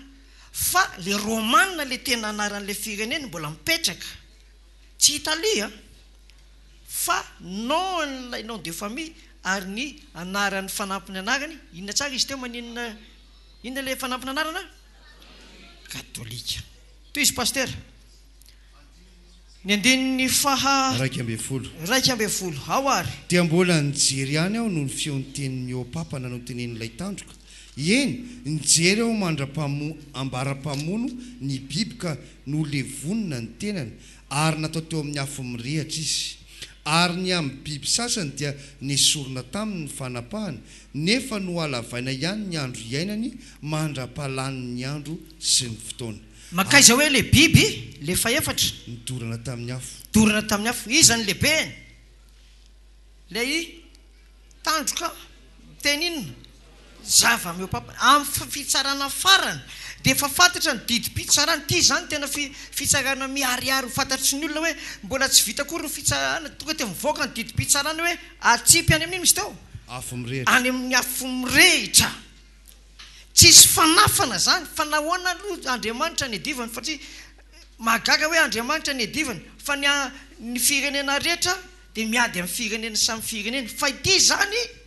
firenena anankiray ara-panahy amin'ny lafiny ray, mpanohatra ny Andriamanitra mpahary ny lanitra sy ny tany, dia nitsarahan'Andriamanitra mpanao ny lanitra sy ny tany izy, dia ny didim-pitsarana afo farimy rehetra hafa. Ary izay mivavaka ao aminy koa paster, tsy voalaza koa teo hoe atsipy miaraka amin'ny any. Ho avy io, zavatra ho avy le didim-pitsarana, ary mampandainga ny olona sy mampasary-piaro ny olona fa ahoana ny anay nolazainareo fa atsipy any amin'ny farimy rehetra hafa, dia mamaly zay hoe tsy zay no miteny izay fa io mpivakiana io anatin'ny baiboly io. Eo zany tsika no misokatra tsara ny masom-panahy, satria tsy afa-miala, tsy maintsy tanteraka izay nampilazana ao mpaminany hoy Jesosy. Indiny faharoa ambin'ny folo mamarantsika. Ary ny amin'ny biby sasany dia nesorina tamin'ny fanapahany. Le biby telo voalohany io nefa no alavaina ihany ny andro iainany mandra-palan'ny andro sy ny fotoana. Na amin'le faefatra mandra-palan'ny andro sy ny fotoana. Rahalahy, traka daholo tsika, traka daholo, traka koa ny vehivavy, manangan-tanana zay mahay, ary tsy mamaly raha tsy miteny fa manangan-tanana fotsiny. Oviana re sy manahoana ny hamantarana an'le hoe tapitra le lany le andro sy ny fotoana. Vakio indray mandeha paster. Le misy andininy faharoa ambin'ny folo. Ary ny amin'ny biby sasany dia nesorina tamin'ny fanapahany, nefa no alavaina ihany ny andro iainany mandra-palan'ny andro sy ny fotoana. le biby sasany reo zany dia nesorona ny fanapahany zany hoe le grika mbola eo ilay iny le anankiray médiane sy persiana Iran sy Irak mbola eo teny le fatelo grika mbola eo fa ireo izy mandrapa lany andro sy oviana zany oringana le anankitelo sy ny figanena etra miaraka aminy zany amin'ny fahataperan'ny andro sy ny fotoana dika zany oviana ny tapitra ny fotoana ohatra hoe tapitra ny calendrier 31 décembre fa tsy ny fotoana tsy ny andro ny tapitra fa ny fotoana fa ty zany hoe ny andro sy ny fotoana oviana re io hoe maninona Jesosy inadirany Jesosy maninona hoe amin'ny satria amin'io voalaza amin'ny faminainy Jesosy ny maso rehetra ny grika zany ahita sa tsy ahita ny président ny Iran sy Irak ahita sa tsy ahita dikan'izany hoela zany ro tsika resaka zao sa efa manakaiky efa feno ny fepetra andeha ary jerena lay biby faefatra le miteny zavatra miopapana le tandroka kely paster diny 17 ary mbola nahita tamin'ny fahitana tamin'ny alina ihany aho ary indro nisy toy ny zanak'olona avy tamin'ny raha hoany lanitra ary nakeo amin'ny fahagola izy dia napanakekeny teo anatriany oka alleluia eny tsara ngerana bavy oka trakatsika iza hoe no hitany mpaminany manatona fahagola iza zanak'ondry entininna inona mitondra azy moto ve sa tomobile sa inona rahoana amen fantanina taiza io ny départ raha ny arrivé no hita taiza le départ raha ny arrivé no hita ao anaty baiboly hoe nisy ny entin'ny rahona izy dia nanakaiky ny fahagola zay ny arrivé fa taiza ny départ tety ambony tany Japon sa Norvège sa Andekaleka sa Moramanga taiza teto ambony tany ny départ tany an-danitra départ arrivé ny tany an-danitra satria zay nanatina fahagola izy ny entin'ny rahona dia nanakaiky azy any io fa ny départ no antaniko hoe taiza le départ tety ambony tany teny isotry aiza tany Jerosalema ve izy io paster teo amin'ny tendrombohitra oliva no ozy ny baiboly ary raha mbola ny andrandra nijery ny tompo dia niakatra ny tompo dia lasa inona zany nitondra ny Jesosy niakatra ary nitondra ny Jesosy arrivé rahona ela be ke zany ralahy miala eto mandrapatonga mitafiny ilitaonina fosiny efa ela aingam-pandefa zany le sa tsy azo refesina rehefa tonga tany izy dia inona ny zavatra hitany tao ambony seza fiandrana vakio paster tonga tany ary izy ary mbola nahita ary mbola nahita tamin'ny fahitana tamin'ny alina ihany aho ary indro nisy toy ny zanak'olona avy tamin'ny raha hoany lanitra ary nakeo amin'ny fahagola izy dia napanakekeny teo anatrehany okaloha oviny hoe io zavatra hitany Daniel io tsy Daniel maminany fa le zavatra hitany tamin'ny Jesosy tonga tany an-danitra rehefa avy nanao ny sitrapon'Andriamanitra taiza teatia tany dia tonga zany izany hoe aloha kely ny Pentecoste ina hoe aloha kely ny Pentecoste na andro na ora na le jour satria petraka izy petraka ampy tsara toy izy paster ary nomena fanapana sy voninahitra ary fanjakana izy mba hanompo ny foko pirenena sy ny firenena ary ny samy fafafiteny azy tanelina mpaminany zany tena mahita mihitsy hoe nampanakekezana ny tompo izy Andriamanitra tsy to dia nomena inona avy ny zavatra mena azy ao paster vakeo fanjakana voalohany fanjakana faharoa fanapahana fatelo voninahitra faefatra mba hanompo ny foko pirenena sy firenena mba hanompo ny foko pirenena sy ny firenena ary ny samy hafa fiteny rehetra azy oka inona ny objectif an'Andriamanitra ray nampiakatra ny Jesosy teo amin'ny voninany inona ny objectif mba inona ozy paster mba hiankofany Petsy misaraka fotsiny samy merina fotsiny samy Fokom-pirenena vazaza samy hafa ny fiteny. fokom-pirenena sy ny samy hafa fiteny azy avereny indray paster 14 ary mena fanapahana sy voninahitra ary fanjakana izy mba hanimpony fokom-pirenena samy sy firenena ary ny samy hafa fiteny rehetra azy ny fanapahana dia fanapahana mandrakizay ka tsy ho tapaka ary ny fanjakana tsy ho rava petrana ary mifantaniana ny katolika ary ve mekohaka amin'jio sa tsy mekohaka tsy mekohaka ny adventiste ny komoriana fa faniriny tompo ve nefa ny akofa ivavahan'ireo rehetrarehetra eo aminy sa tsy faniriny ny famantarana ny ankofany eo zany dia azo fantarana ohatra ny famantarana hoe etsika ohatr' zao aty ambony tany ataon'ny olona maro no hamantarana hoe iza ny vavahany ohatra zany ny rahalahintsika silamo zao rehefa zoma dia makany amin'ny moske daholy dia miara mandoalika dia miara mitraka dia miara mikohoka dia sady mandeha le mipastera dia mivavaka amin'ny andriamanina zay izy dia ny rehetra kosa zany le fokom-pirenena samy hafa fiteny ahoana ny hamantarana azy dia tena andriamanitra mihitsy io vavahany io le fanirian'ny tompo hoe ivavahany sy ankofan'ny olona rehetra ohatra hoe io andro io zany pastera raha jerena dia mahafeno n'le fapetra hoe aza miala eto Jerosalema ianareo fa afaka andro vitsivitsy dia aniraka ny fanamasina nefa voalazany amin'ny faminaniany Jaona 7:37 manao hoe tsy mbola afaka mamean'le fanahy izy raha tsy miditra ny voninahiny zany hoe aiza izy ny mandray an'le vaky tsara le 7:37 le vetivety Jaona 7:37 verina tany amin'ny voalohany misy ty fampianarana ty tapitra mamakitsika aveo dia mijanona Jaona 7:37 fanahy mbola tsy ary tamin'ny andro farany koa vetivety ry mbola tsy mahita roa telo mahita daholo amin'izay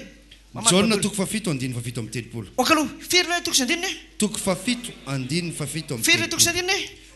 miara mamaky amin'ny pastertsika roa telo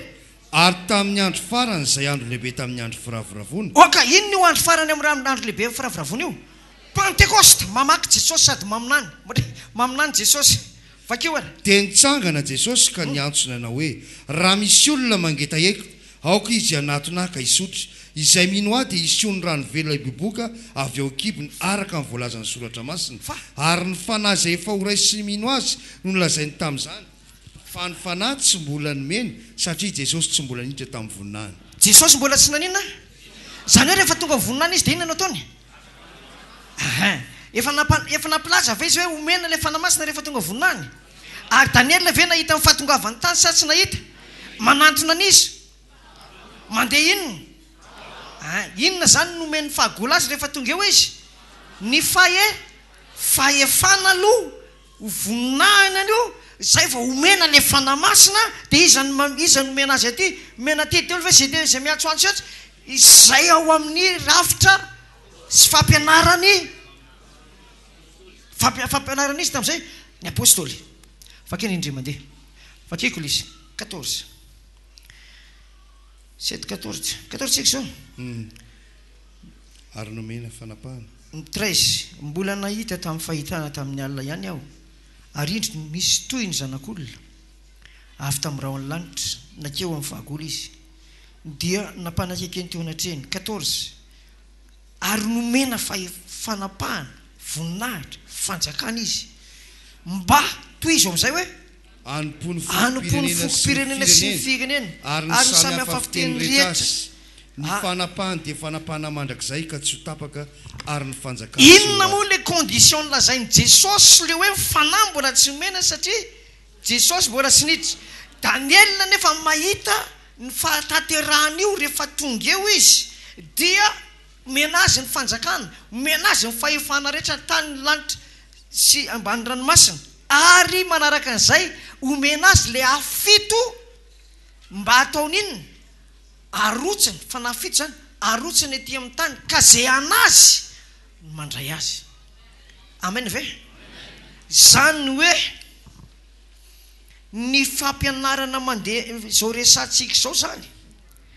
dia fampianarana fahamarinana tsy azo ialana na kely aza raha vao diso mpampianatra ny amin'ny faminaniany Jesosy, faminaniany Daniel sy ny fahitany Jesosy sy ny fanambaran'ny apôstôly taty tsy mifanaraka tsara raha vao diso dia mikoainsa ny fiangonana ary ny akabiazany mampalahelo satria mikoainsa daholo ny fiangonana. Voamainy olona miaratsy, voamainy olona miemotra ny antony tsy fantatry ny pastera sy ny mopera ny tena lalana. Ka rehefa mampianatra an'izao rahalahy Benjamina dia hoe iny ratsy iny ratsy, ny rahalahy Benjamina ny ratsy fa ny fampianarany meko anareo tsara. Fa raha milaza ho ratsy izy dia satria mampianatra ny marina sady milaza ny fahantsoany zareo zako. Ohatran'izany zao ohatra ny fiangonana Sabatista lehibe indrindra eto Madagasikara na eto ambony tany. Tena tsy manaiky an'io Jesosy mpanjaka io izy, tsy zany Jesosy izy, tsy tonga ny voninahiny, tsy isan'izany. Lavo ny tanteraka mihitsy. Nefa ao anaty Baiboly efa mipetraka tsara izy, raha tonga ny voninahiny izy dia ny zavatra ataony voalohany dia omenan'izay mino ny misy teo fanamasina. Latsaka aty amintsika le izy, le fanamasina gaka ny Sabatista. Fa hoana mahatonga izany devoly manao an'io dia izay hoe devoly angamba betsaka any aminareo any. Raha mahay manome fanamasina ny mpanompony devoly, maninony Jesosy tsy mba mahay manome fanamasina ny mpanompony. Ka rehefa mahazo ve mpanompony dia miheritry nareo sy gaga nareo fa nga dia ho an'ny devoly daholo kosa ny olona e. Lazao kely leka dia ho an'ny devoly fotsiny kosa ny olona e. Tsy possible zany e. Lazao tsy possible zany hoe ny olona rehetra dia ho an'ny devoly daholo e. Fa mba misy vitsy novonjena ho an'ny Jesosy e. Manina hoe misy ho an'ny Jesosy, ianao raha maritra ianao dia ianao le ho an'ny Jesosy. Fa tsy possible amin'ny fanirian'ny devoly hoe very daholo. Fa possible amin'ny fanirian'Andriamanitra tsy avelany isy ho very na singam-bolinao azy. Amen na ve? Izy ary mety ino an'le hoe ho very daholo sa ino an'le hoe isy ho vonjena ihany eo e. Ianao ao anatin'izany, zaho ao anatin'izany, ianao ao anatin'izany. Alleluia. Tongava aminao izay iriny fonao. Raha tsisy fanantenana intsony ny olona amin'io Baiboly io, zasy ianao mbola anantena ihany. Atsoy ao ny tompo teo valiko ianao. Amen. Amen. Mirafitra apôstôly sy mpaminany, tsy hoe rehefa apôstôly sy mpaminany dia izy, fa rehefa apôstôly sy mpaminany sy ny fahamarinana dia izy. Lazao le akaikinao, izay le izy, izay ny tena izy. Amen na ve? Noho izany aza, raha io faminaniny io ny inon'ny olona dia ho tanteraka aminy aty amin'ny filazany tsara ny tena izy Jesosy niditra ny voninahiny ary mibatisa ny misy teo fanamasina. Raha malatsy anabavy malala, rehefa nandeha nefa amin'ny fotoana ny azakazaka dia tsy maintsy marina koa ilay Daniel 7:25 hoe rehefa tonga le tandroka kely ka miteny zavatra miopapana dia hanova fotoana sy lalàna. Vakio pastera. Daniel 7:7 andininy 5:20. Ary teny anohatra ny avo indrindra izy sy ampahory ny olo-maso ny avo indrindra ary hitady hanova ny fotoana sy ny lalàna ary atolotra eo an-tanany ireo mandra-patapitry ny fetrandro ray sy ny fetrandro roa raha njasaky ny fetrandro. Jantsika. Tamin'izany izy faminaniana hoe hitady anova sy anova sy misy teo manina le ina anova n'le lalàna. Hitady nanam-paniriana zany hoe ohatrany hoe hitan'ny Daniel eo ambony latabatra ry zareo dia ny Daniel le resaka hoe ataoko sary zany le izy a. Tonga ao anatin'le efitra ngeza be Daniel dia daholo ny stafin'ilay biby faefatra le tandroka kely dia eniny dia mety miteny hoe maninona mora ho soloina ho anaraka antsika amin'izay ny olona rehetra efa manjaka ny tany rehetra ka trany amin'ny nosy kely ihany ka trany amin'ilay mpitapi-tanàna rehetra dia efa misy ny sarintsika ka maninona raha hovana amin'izay le sabaty e. Tsy angano ny tanany hoe ao dia mananga conclave io zany dia mananga tanana dia ho soloina inona soloina ao amin'ilay lahady e andron'ny masoandro. Tsy angano ny tanana dia tamin'izany mbola intention hozy Daniel hoe hanova izy le alahady zany efa tsy hoe ny alahady ny voalahatra fa le hoe anovan'lay fotoana sy lalàna ny fantatra fa ho ataon'le biby fa efatra ivoahan'ilay tandroka kely miady le miteny ratsy an'Andriamanitra. Fa zareo rehefa tonga le faminaniana satria tsy maintsy tanteraka amin'ny faminaniana no nanapa-kevitra hoe foany ny sabata dia ataovy hoe anjiosy dia ataovy hoe ambany lalàna dia ataovy hoe zao dia zao fa atsangano ny alahady atao hoe fahasoavana dia ninana sa tsy ninana ny olona nanaiky sa tsy nanaiky nanaiky ary tanteraka eran-tany sa tsy tanteraka eran-tany alahady ny solo ny sabata ny voaka lira hoe alahady andro tsara andro itsaranay sy tsy manao an'izany barakay tonga ianao zany ny sabotsy mianatra ny mpianatra ny zanakao tonga ianao miaraka amin'ilay zanakao mako amin'ny directeur azafady misy le directeur fa noho ny hoe fahalalan'ny fivavahana dia resy lahatra zay fa sabotsy ny tsy miasa fa zay tsy anatra ka dia voaka zany ny zanakareo fa ny olona rehetra zany adala daholo sy ny directeur alahady daholo reo mivavaka ny zanakareo rery zany ndana mitady école fa tsara tsodrano dia ianao zany te hampititra ny zanakao ery lasa ery farany lasa cours particulier tsy afenina nefa io tsy maintsy hiady foana io sabata sy alahady izay no mahatonga anay miteny hoe miasara lahy miasa tena raha tsy mbola mahay miasa tena dia andana miasana aman'olona aloha dia enaro tsara ny zavatra nataon'le olona ohatra ny mécanicien tsy kolofo tsara ny asan'le chef mécanicien enaro tsara na fomba firesany dia ataovy tsara dia manokatra afaka telo taona manana garage ianao dia afaka midy sabata dia mivavaka dia manokatra alahady asiana sokatra ngeza be hoe spécial jour dimanche misokatra ny garage spécial ho anao ny olona rehetra tsy afaka makany amin'ny garage anatin'ny latsinainy ka hatramin'ny sabotsy makany aminao daholo amen ve manao makanjo mariage ianao spécial ho any anambady alahady tena spécial io ny sabotsy ko ataoko fa sokafa tongava amin'ny zomara sabotsy dia resy lahatra mihitsy fa tsy very zany manampy manompo an'Andriamanitra tsy very zany mihitsy misy enemana iasana ho tahin'Andriamanitra anatin'ny enemana neny asanao kanefa tsy zay ihany na tonga n'ilay hoe nisy alahady nitsofoka ho tsolo ny sabata dia tsy Jesosy izy tsy niteny mihitsy hoe rehefa mitsangana dia amin'ny andro hitsanganako no andro fitsarana fa hitsangana ozy amin'ny andro fahatelo zoma maty izy zoma zay maty zoma mo izy iny sira ve atsangana tana raha misy milaza hoe maty zomato andro firy zay le zoma nataka riva ary izy amin'ny dimy dia zoma ihany iny ao anatin'ny acte de décès zany fandeveniny zoma sa zoma amin'ny dimy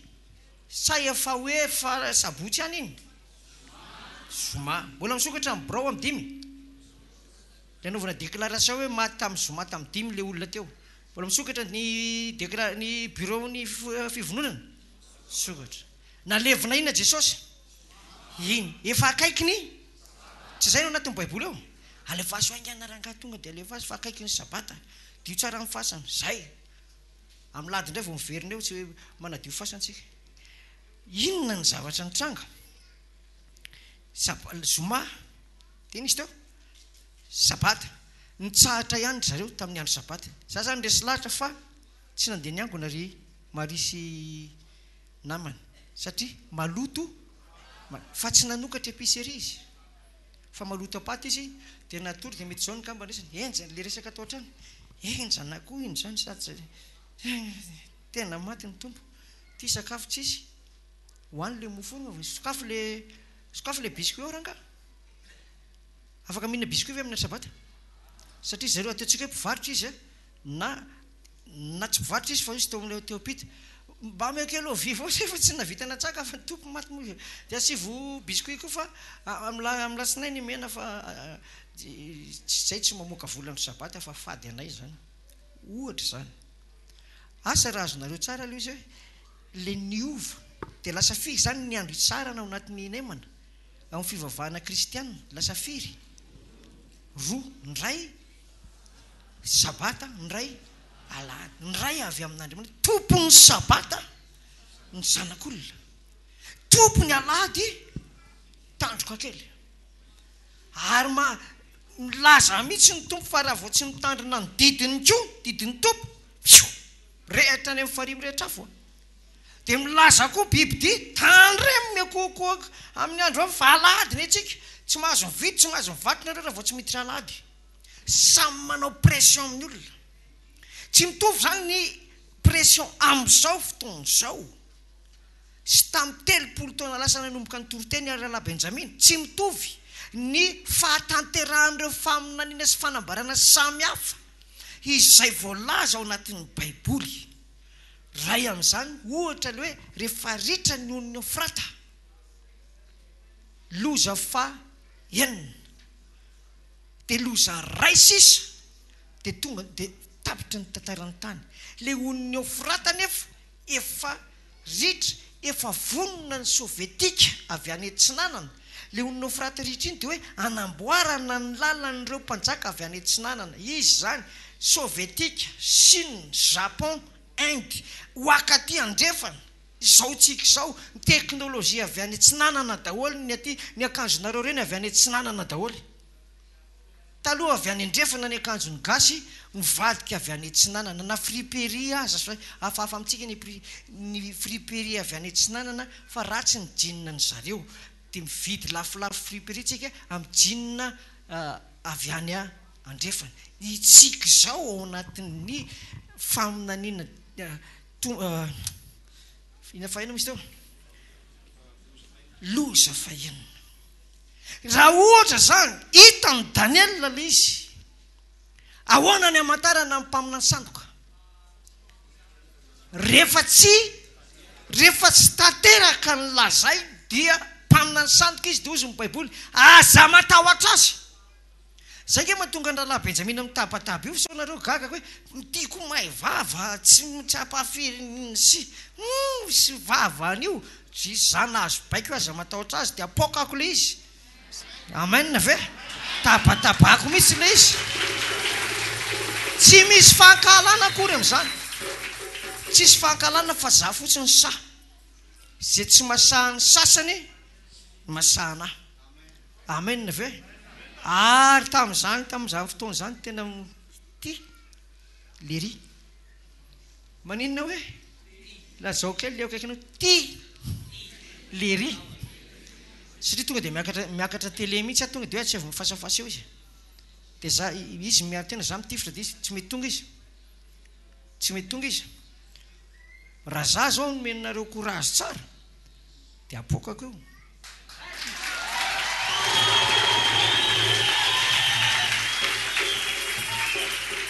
fa ny olona nefa mahafantatra teny ho azy ny olona avy ny marina ihany zany ny teny'le apôstôly fohy kely iny fa disony le rangaty le lava bebe vava tsy anininy ty mazava sa tsy mazava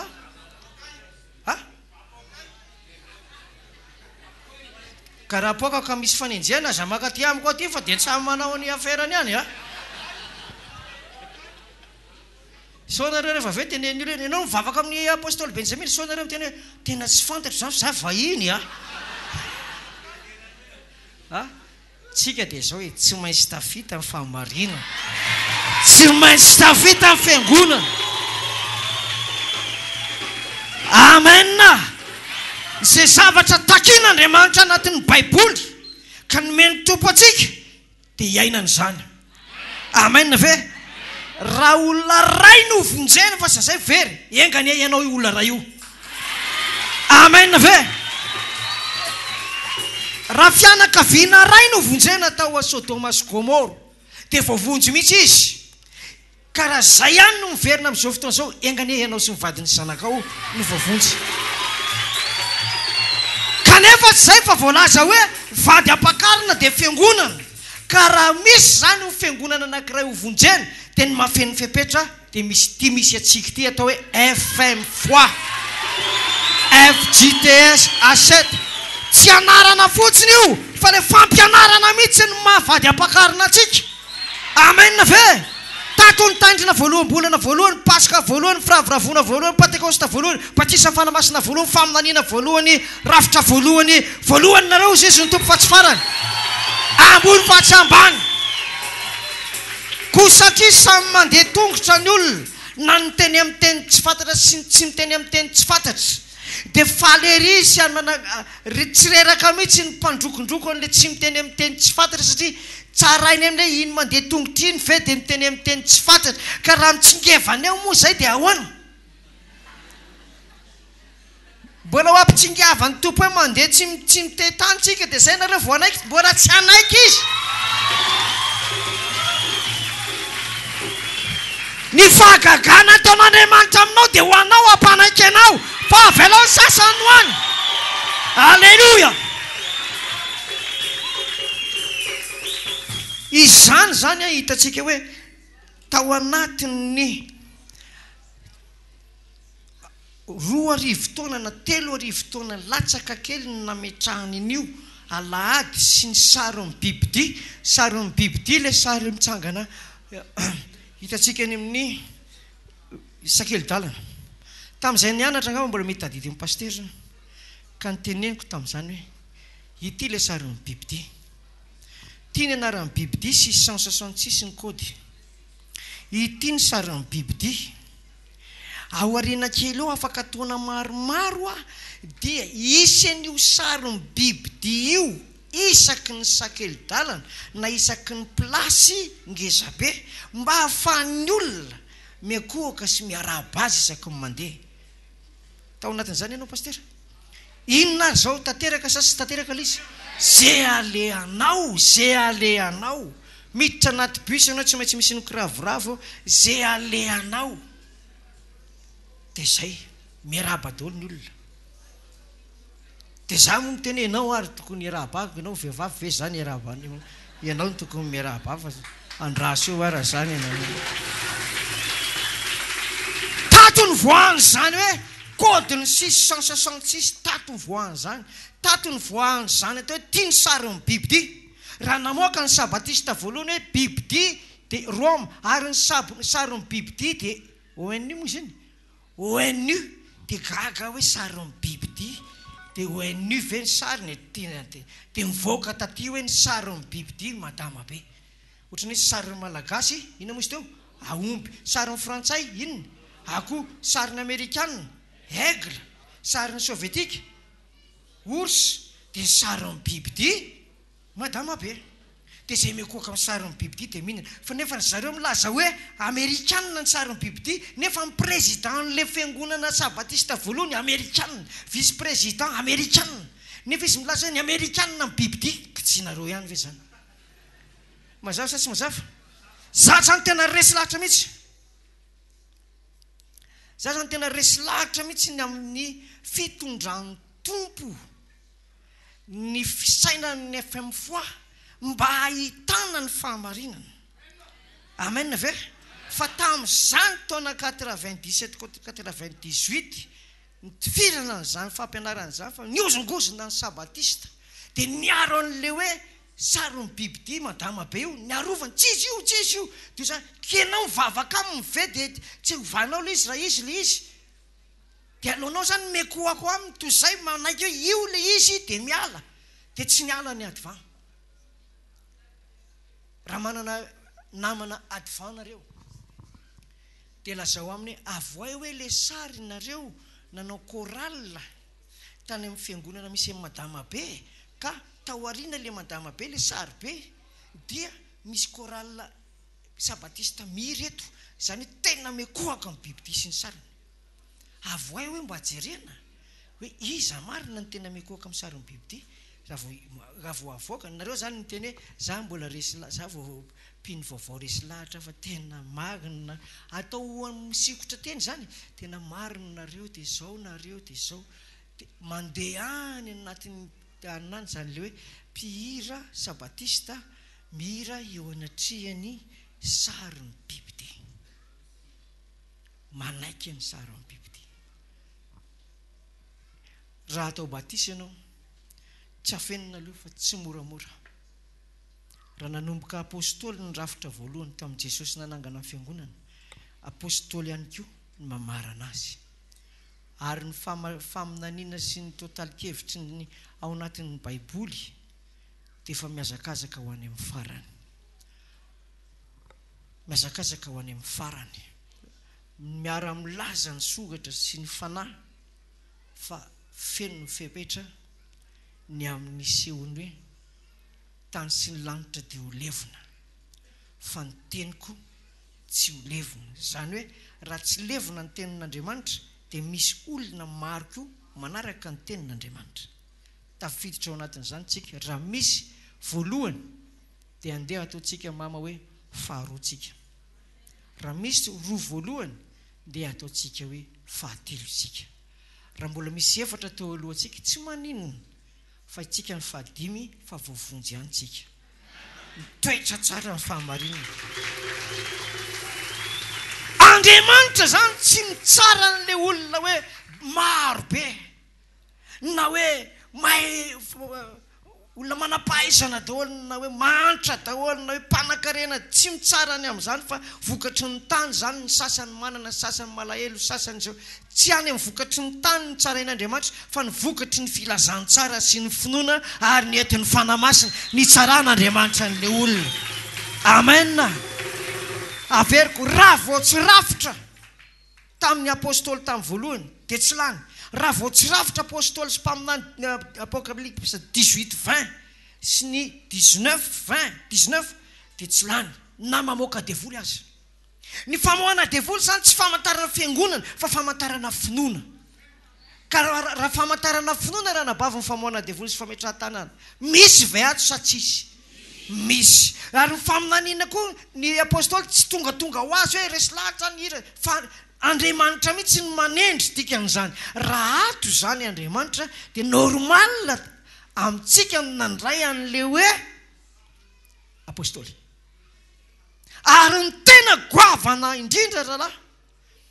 ino tsara nabavy, dia ny fisian'ny apôstôly teto normal. Fa ny isian'ny apôstôly sandoka eo amin'le farany, le apôstôly sandoka le farany zany, 7 mahavalo azy. Feno miaraka mitsangana amin'le apôstôly tena izy ny apôstôly sandoka. Tahaka ny tamin'ny andron'ny apôstôly tena izy no nipoiran'ny apôstôly sandoka. Dia tahak'izay koa ny fiafarana. Eo ny tena izy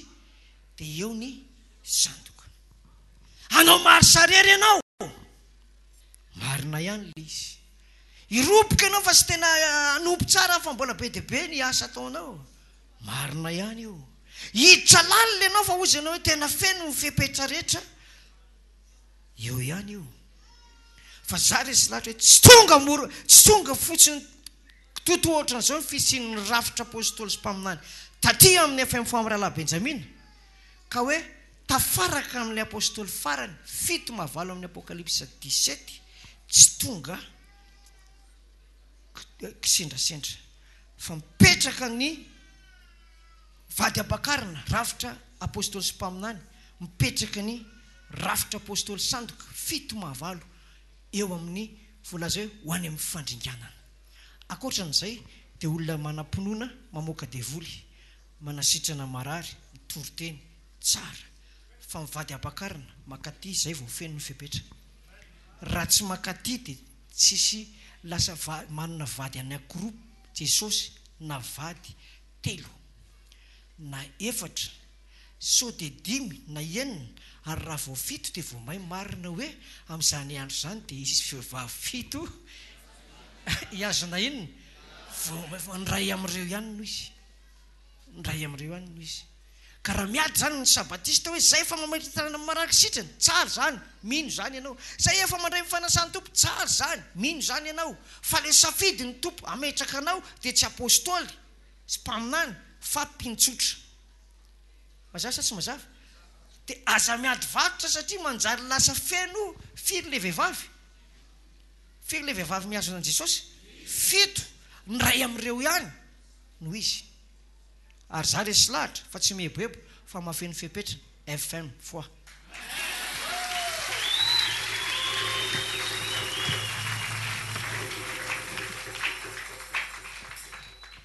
aitsika zao hira anankiray hira anankiray le hoe inona ny hira mety aminareo vehivavy misy anankiray ve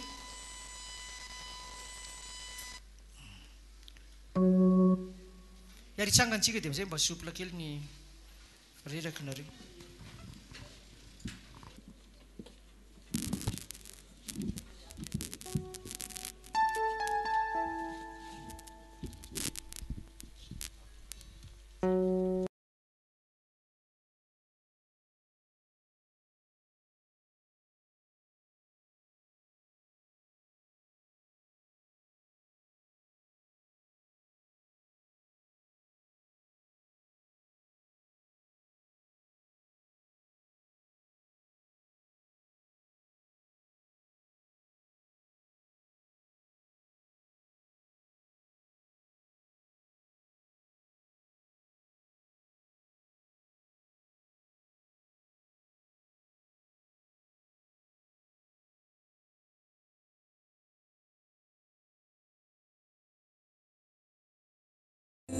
Nefa tokony ve nefa mbola tonga tady anao izy ianao anela tiany sy fony nefa ianao mitady lalana ny andeha izy any miandry mijanona fa ny fiainanao dia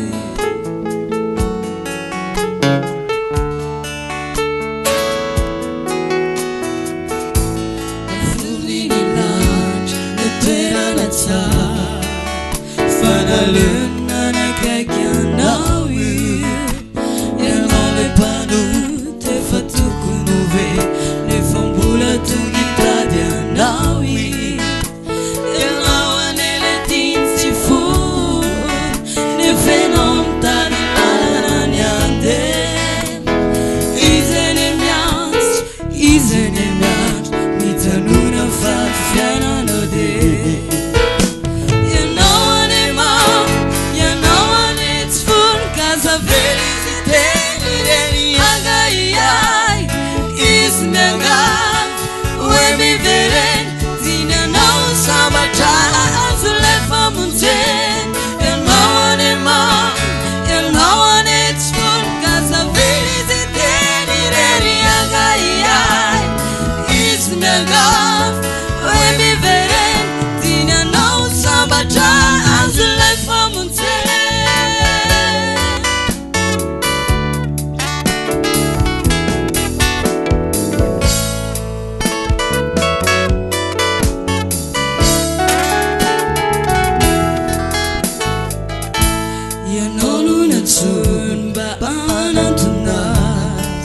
Facino marina na tiano hoe hitady azy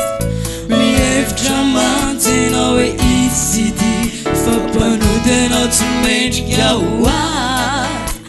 ianao anela tiany sy fony nefa ianao mitady lalana ny andeha izy any miandry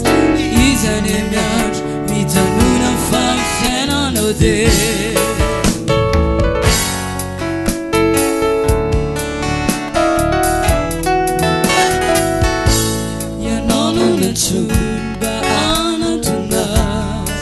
Facendo marina tiano hoe hitady azy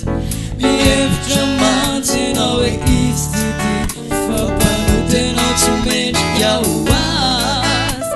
ianao anela tiany sy fony nefa ianao mitady lalana ny andeha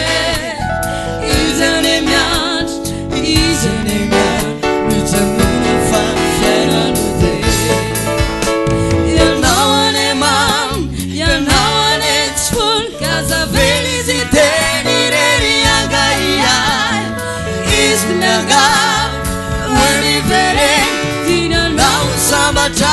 azo le famonjena ianao ane tsy voninkazo avela izy teny ireny agaiai izy miangaro hoe mivereny tinanao sambatra azo le famonjena ianao ane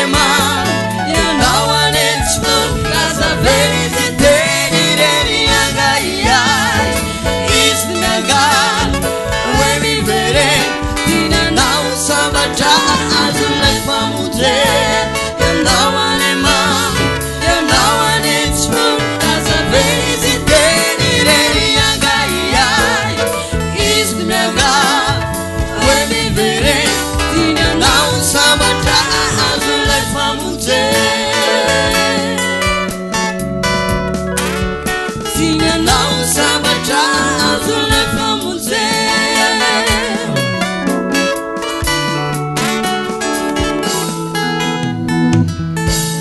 azo toegana hoe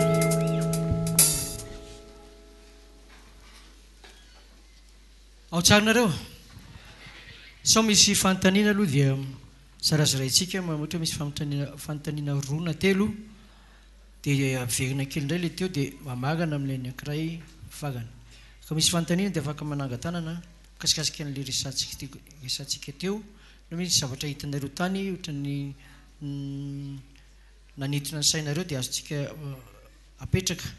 dia hovaliana raha ka ohatra hoe mahafeno ny fipetraka na fanontaniana mikasika an'ilay fampianarana teo ao ary tsisy ao ry misy manangan-tany micro aiza mimiky aiza mimiky rahalahy tsisy miky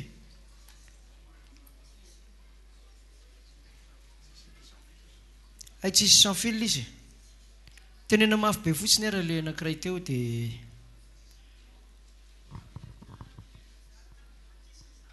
vetivety aloha fanontaniana petraka no ndasy aloha vetivety a izy amony anaranao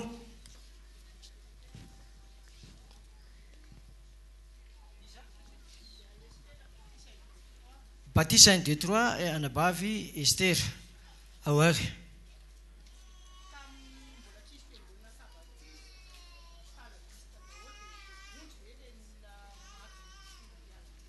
fanontaniana petraky Anabavy hoe tamimbola tsisy sabatista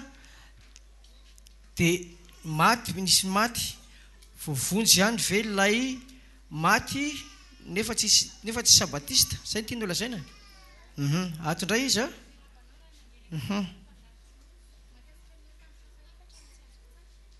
le tandroka faefatra tsy azonao tsara sao dia misy fanontaniana ato amin'lehilahy atao amin'ny vehivavy ihany aloha raisy kely izy pastera Pascaline Batisa iny vaovao ao ary Matthieu tiako fahiny andininy voalohany ka hatramin'ny fahavalo inona foto-kevitra ao inona tena afatra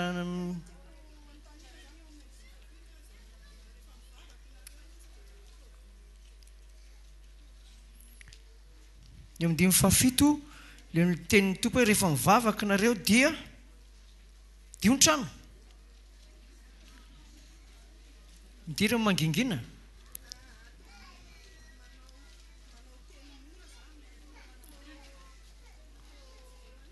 vakeo ngely izy le sety toko fafito ndininy fa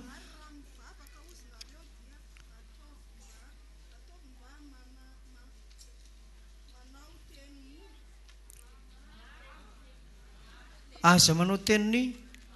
maro aza teo manao teny maro fa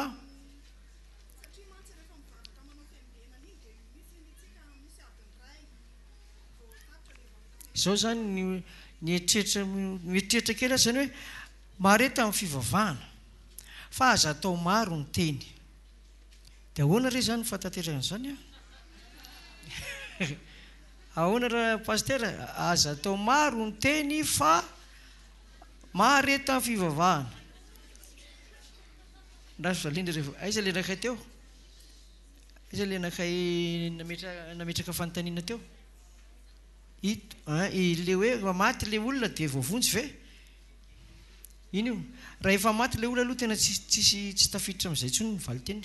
satria efa maty izy tsaraina amin'izay mety momba azy ato le anankiray teo tatamo le tandroka faefatra le tena le fanontaniana le vehivavy teo zany mamaky an'le Matthieu toko fahenina teo izy io sy diso le hoe rehefa mivavaka anao dia aza atao teny maro nefa ry ambanimbany ery amin'ny lafiny anankiray dia miteny hoe mareta fivavahana misy fotoana ary ndray alina misy Jesosy nivavaka lay teny maro ne dia tsy ohatra zany hoe zavatra tsy mitombina le zavatra resahan'le olona na mandainga izy ao anatin'le vavaka ohatra hoe teny foana zany ny ambarany tsy mahakasika amin'ny fony akory ohatra ny hoe ity fireneny teo izy ny tompo manompo amin'ny molony fa manalavitra ny fony fa ny tena tian'ny tompo zany rehefa le mivavaka dia lay avy ao am-ponao mihitsy no mivoaka eo ary ivalozana ifandraisana mihitsy le teny avy ao am-po ahafahan'ny tompo manositra na mamaly an'le izy avy hatrany fa betsaka lay vavaka vadibadika be ohatra manomboka mivavaka midimy aleloia hosana mamelany heliko tompo fa ianao any an-danitra miondrika mijery mahita ny olona rehetra raha ao anatin'izany olo zany ty mpanomponao ty ka dia tena mangataka mihitsy amin'ny famodraponao satria tena ny devoly ary efa mivoaka nefa mamelany heliko mety ve zany sa tsy mety devoly efa mivoaka fa mamelany heliko fa tena didikan'izany inona zany namohana an'le devoly ny devoly tompo efa manaiky ny anaranao fa za namoaka azy dia mivoaka nefa mamelany heliko inona zany namohana an'le devoly fononina sa tahotra sa tsy nisy le devoly navoaka tamin'ny heloka diso fangataka na diso fiderana le olona amin'ny lafindray pastera sy nantsika programa misy le hoe mampianarana hivavaka le tonombavaka nataon'i Jesosy ny hoe rainay izay ny an-danitra iny mandrapatonga farany eny loha hevitra vavaka be dia be iny vavaka nampianaran'ny tompo iny ohatra hoe rainay izay any an-danitra mamasina ny eny anaranao teboka iny am'izay nentinao mibavaka ianao Jehova ho anarin'ny lanitra sy ny tany any amin'ny lanitra ambony ny seza fiandriananao ary olona efapolo roapolo ny zava-manena efatra andro amanany le ho anatrehanao amin'ny teny dia lasa lavitra mitatra be iny rainay izay ny an-danitra iny ho amasinina ny eny anaranao teboka anankiray indray hafa indray no sujet mivoaka eo any amin'ny farany ny tena fanaovana azy any amin'ny efa makapakana mivavaka no miteny tompo oka ho diso fa ianao marina fa mangataka ny fahalehibiaza amin'ny voninahitra ao valio tompo fa misy faniriana ohatra hoe tsy haiko vidy fiara na zahirana ny fiainako tompo mangataka amin'ny famoram-pananao valio fenao iny fifalian'ny mpanomponao efa vita daholo zany ny fanomezam-boninahitra an'Andriamanitra dia mivoaka an'izay mifaniriana raha vao mifaniriana miditra voalohany le zavatra irinao 10 minitra raha betsaka indrindra tsy manakambara-tsony ianao rehefa avy eo fa alao zany mandeha any amin'ilay fanomezam-boninahitra fanandratana fiobiana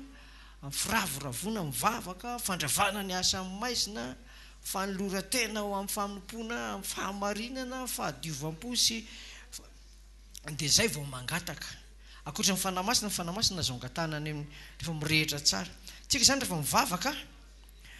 dia aza manolo tonga dia mafy be le feo vao manomboka halleloia dia rainanao Jesosy halleloia afaka 10 minitra halleloia dia mihainy tonga dia ianao ihany dia fa ifoteran'ilay feo anao mafy be iny fa alao ary mandeha moramora dia miakatra le izy lay olona maty talohany nafatagana ny fahamarinana tena tsy tafiditra amin'izay tsika amin'ny lafiny ray na rafitra apôstôly aza tsy tafiditra amin'le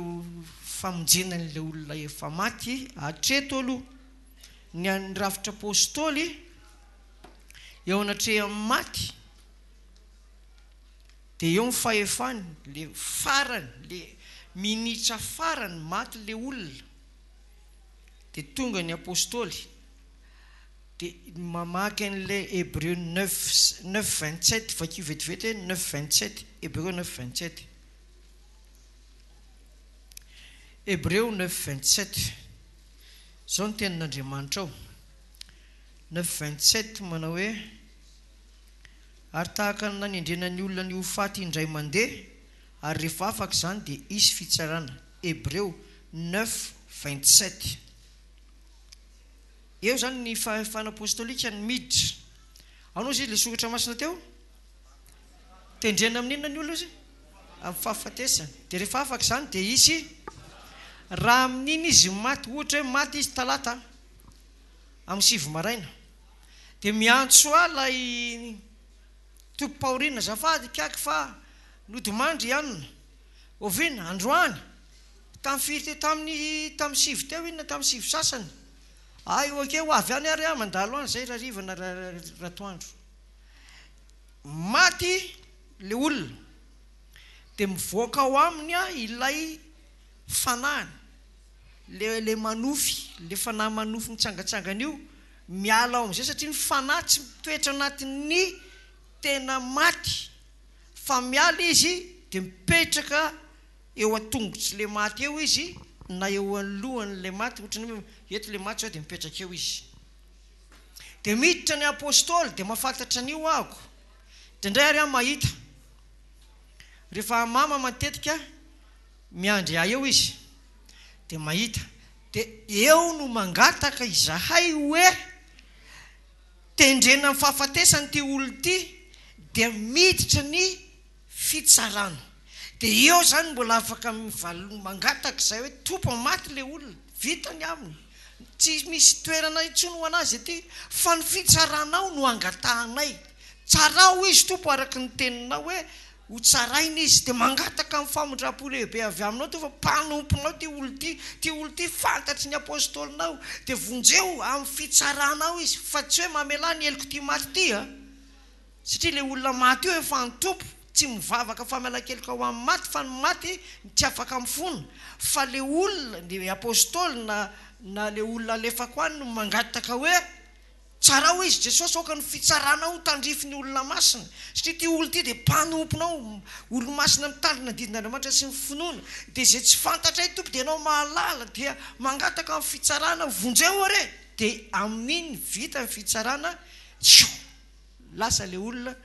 atreto aloha tsy hitanay ny adresy ny andehana na elo na paradisa fa vita amin'le amainina dia tsy etsony le olona fa izahay kosa mino fa paradisa amen ve eo zany mavesatra be le fahefana apôstôly aveko tsy mangataka famela-keloka ho an'le maty aho satria tsy alaportehako zany fa raha velona izy no azoko angatana famela-keloka rahalahy zany zao zao velo zao dia mangataka vavaketo dia mangataka famela-keloka mba hahafan'Andriamanitra miasa aminao fa raha maty le olona tsy possible ntsony ny ivalozana hoe mamelany any fa hoe vonjeo amin'ny fitsaranao izy fa mpanomponao izy tompo mahalala azy ianao na matory na matsiaro na mandeha na mipetraka na mivavaka na dia mahalala azy ianao fa ny amantara koa dia mpanomponao izy Jehovah tsarao amin'ny fitsaranao izy atreto aloha tsy tadidiko ny nahita olona tato amintsika tany amin'ny afobe tsy tadidiko izy iny misy tsy ny fahamarinana ny nandehanana any amin'ny afobe fa ny zavatra hafa izay ataony akoatra ny tato amin'ny fahamarinana azonareo dia tsisy hidiranay zany fa ankona fotsiny hoe dia zay fa tsy ny FM foa makany amin'ny afobe raha misy olona anankiroa zany makany amin'ny paradisa ato amintsika dia ny FM foa rehetra ve no any paradisa izay mafeno n'le fepetra raha misy anankiray very any amin'ny farimy rehetra avitra ve dia any daholo tsika rehetrarehetra miariary amin'ny fitsaran'Andriamanitra ny zavatra rehetra eo amin'le Hébreu 9:27 hoe tendreny izy eo amin'ny fahafatesana dia misy aorinan'izay dia misy ino misy teo dia eo no miariary ny zavatra rehetra dia eo ny apôstôly za tsy mahalala an'le olo ty fa mivavaka ho an'le olona aho dia mandray raisina Andriamanitra angamba na ohatran'izay fa hatreto aloha ray no hita hoe tsy tonga tany dia tonga dia mampieritreritra be hoe ay zany rehefa tonga le fitsarana tsisy zavatra azo atao ntsony tsisy zavatra azo atao ntsony fa izay fiainantsika izao no hitsaranantsika ary Andriamanitra no mitsara dia mahitsy ny fitsaran'Andriamanitra mazava sa tsy mazava fa io tsy be dia be mino fampianarana hoe tsy misy elo zany misy ny elo ka tsy zany ve Jesosy iteny hoe le fanoharana nataon'i Jesosy iny hoe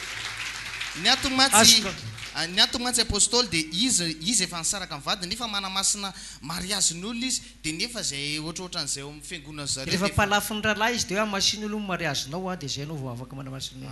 fa raha zanao palafalako isaka sabaty isaka manao palafalako amin'ny sabaty tia fantaniana farany tena farany fa 13 nahitako an'ny apôstôly mantsy androany dia arotiko satria mety possible tsy fakahita indray tsika raha tsy any amin'ny lapa amin'ny herin'ny androany raha sitrako ny tompo fantaniana mipetraka apôstôly voalohany indrindra dia hoe jesosy indray izy eo amin'ilay 17 zao zany androany fahatelobefolo nahitako an'ny apôstôly androany dia fantaniana mipetraka farany tena farany jesosy hoe apatsy ivao fa adiniko kely fotsiny petra aloha dia tsy manina rehefa aveo dia mba aveo anytaniko ihany fa important be mihitsy important be mba tiako confirmena mihitsy tsy apôstôly voalohany indrindra le hoe le fitsarana io hoe zany hoe voalasa zany androany dia tonga dia ty le isika apôstôly fa zay vao mivegina ohatra hoa apôstôly raha ohatra ka tsy mahatsatsaantso anao zany le olona ka lasa misy modimandro mipino dia ahoana zany ohatra hoe misy lasa androany dia nefa tsy tsatraantso ianao dia iny ve le hafanadiovana koa ve le ohatra le hafanadiovana hoe rehefa maty ve ny olona anankiray na tsy hoe hafanadiovana le ohatra ny ataon'ny apôstôly hoe mivavaka ambony fitsarana marina ho anazy iny ve le hafanadiovana ohatra makasitraka tompoko hoenjana mipalafilafiny amin'izany rehefa maty hoa le olona dia izy ny tompo hoe 9:27 fa kina tsara izy hoe tendrena amin'ny fahafatesana ny olona ray rehefa afaka izay na hoe rehefa vita izay dia misy fitsarana dia ny tompo no mitsara azy eo na aiza izy teo any amin'ny tompo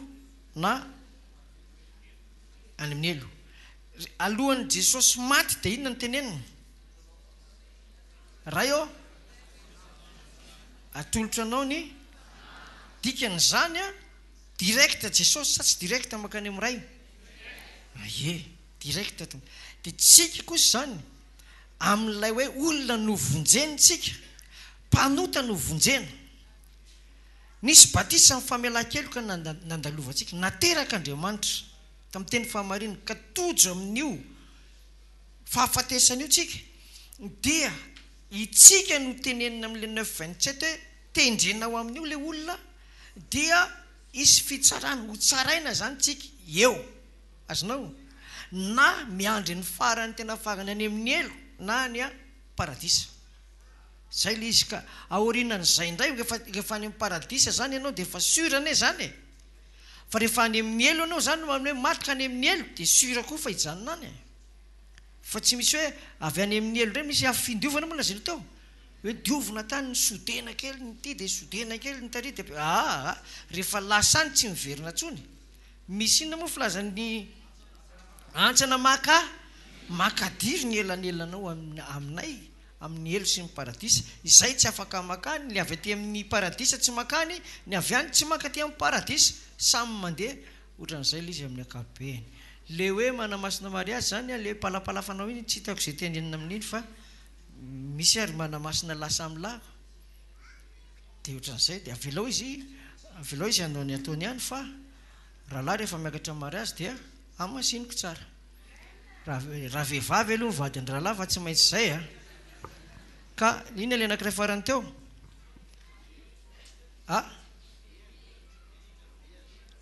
le miditra voaloham-bolana taloha zay nanao an'io tamin'ny nanao voaloham-bolana voalohany efa teo pastera tamin'izay dia natao alina aloha le izy satria mbola be dehibe ny olona tsy afaka amin'ny andro dia natao alina le izy dia asa tany amin'ny fahefatra angamba dia nevitsy amin'izay le tonga amin'ny alina dia niditra koa ny fanasan'ny tompo avy eo tamin'ny voalohany zany alimbavaka nanaovana an'ilay voaloham-bolana dia avy eo ny tombo dia nasiana fanasan'ny tompo dia naverina atoandro dia tonga foana le olona matoa zany zareo manao alina dia mbola alina foana dia satria miasa izy ny andro miasa izy zany ny andro matoa tazominy alina le izy fa ny anay fotsiny tamin'ny atsika tamin'ny voalohany tazomina alina efatra alina teo le izy efa-bolana zany isaky ny alina dia avy eo verina niditra voaloham-bolana andro mirava takariva dia samy paritaka izay le anankiroa le fagany nisy nyteneninao teo le bebe lasa retour-d'âge le sy miverina manao katro manao tsiobato dia azotsika tao foana mivavaka ho azy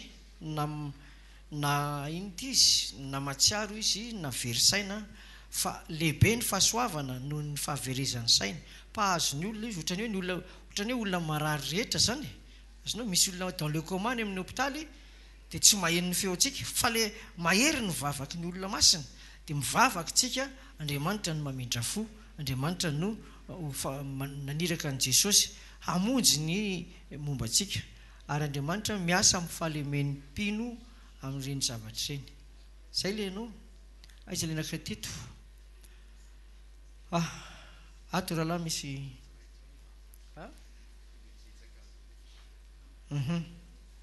iny misy tia mitsangana ato izy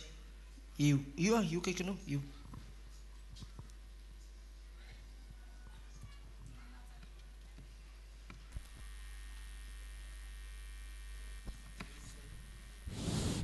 manajanao ray mandreny apôstôly ny anahy zany ny zavatra manitikitika anahy zay mantsy mbola vaovaovao ihany zay ny ato dia ny zavatra tena manitikitika ny saiko le voale ina misy ty le zomafomanatsika dia iny hitako tsy ny tena manitikitika ny saiko be mihitsy le izy ahoana inona amin'le zoma fiomanana ny manitikitika ny sainao raha ohatra zao ka le hoe taraiky amin'ny enina dia hitako tsy mirotoroto be mihitsy izay le manokona sakafo mbola mirehatsany afo nefa hoe zoma fiomanana rasoloha amin'ny enina mitapitra ny miditra ny zoma dia mbola mahandro sakafo dia iny mankarary ny lohanao dia iny nataonao le izy tsy mihinana ve dia tena ohatsy miaya be mandrehitra an'le afanao sady miay aby ie le fataraiky le izy misy fotoana ohatra zao le sabata misy le atao hoe sabata fiomanana le zoma ny asa ataonao izy dia mijanona eo amin'ny inty izy miletika masoandro mijanona le asanao raha mpanjaitra zany ianao any amin'izao ny France dia mijanona ny asanao amin'le hoe amin'ny 5 sasany mirava le izy dia mandeha mody ianao any an-trano ohatra hoe nao sy ny vadinao samy miasa amin'ny alina miasa amin'ny 5 sasany dia zay nareo vao anao sakafo azo lazaina hoe tolérable kely ihany le izy raha miasa ianareo satria zay vao tonga ao an-trano fa raha ohatra nareo hoe tsy miasa fa ao an-trano foana ka tsy voahomana alohan'ny fotoana dia zay ny sarosarotra raha ohatra mahandro sakafo nareo satria amin'ny 7 vao tonga ao an-trano niala tamin'ny 5 sasany tany amin'ny biraona tany amin'ny fiasana dia amin'ny 7 dia efa misy rano kosa ao efa misy kitay ao efa misy ao daholo ny zavatra rehetra dia tolérable raha tratran'izay ianareo tolérable andeha ataontsika hoe mitady moyen amin'izay avy eo atonga n'ilay izy inty izy lasa lolo ohatra zao hoe ny jiosy raha mandoatra vary izy amin'ny andro sabata dia amin'izareo mandika sabata zay zavatra zay ohatra hoe ny mpianatry ny tompo naka n'ilay saloham-bary dia nitefirin'ny fariseo hoe miasa sabata zavatra hoanina iny raha mandeha ho any analamahitsy ianao zao ka tonga ao amin'le fiangonanao analamahitsy ohatra zany dia misy paiso maniry eo dia nalainao le paiso dia fafanao amin'ny akanjonao dia hoaninao tsy manakatra sabata zay fa afaka mihinana zay ianao amin'ny lafiny ray fa tsy miasa sabata fa raha azo atao foana ny ty baiboly ty tamin'ny nanoratana an'ity zany dia nampianatra amin'ny olona mihitsy hitandrina sabata Jesosy fa ilay fiainantsika izao zany tsy mitovy tamin'ny taona ataontsika hoe 770 aizanao mipetraka eny Anosy-Betsena eny Anosy-Betsena raha miasa any analamahitsy ianao zany adiny 2 sasany vao tonga ao Anosy-Be raha mirava amin'ny 5 any analamahitsy dia adiny 2 vao tonga eo Anosy-Be amin'ny 7 ariva zany ianao tonga ao Anosy-Be raha miala amin'ny 5 analamahitsy analamahitsy nefa ianao mitangina bus dia efa fantatrao fa hiditra sabata dia mivavaka ianao any an-daly tompo mamindrafo amiko satria vaovao isa-maraina famindraponao fa fantatrao fa aty avy ny asa andeha hody ngataka aminao mba tsy ho isy ambotaiazy irao ny anjely mahery mitany anamboatra ny lalako fa maika hamonjy nitokantrano ikarakaraiko mivady aman-janako hidirako amin'ny sabata fitsarana aminao Andriamanitra mamindrafo mahafantatra an'izay zavatra izay betsaka amin'ny mpino zao no manitsaka an'le sabata amin'ny lafilafy mitovy aminao tonga ty izy mivavaka sabata misy faminanina manatrika anareo amin'ny ataonareo ina le atao le nody ny rava sabata rava amin'ny 5 ilay tonga tao an-trano mena vava tsy maintsy anaovana sakafo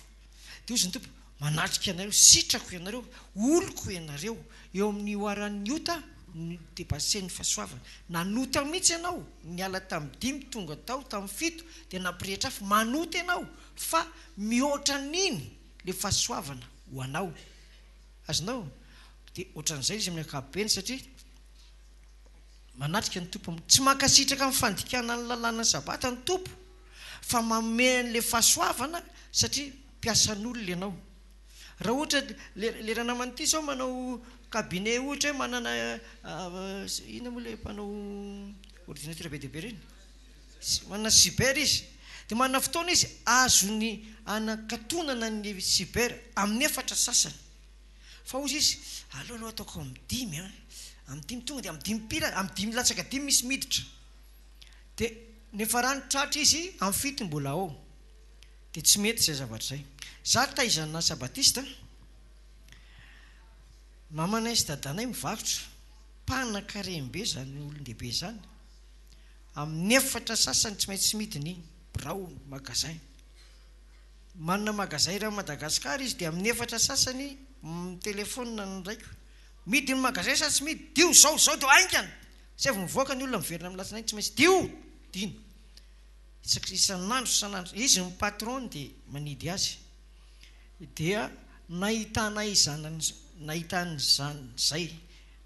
soa ny zavatra nataony reo ihany ny azy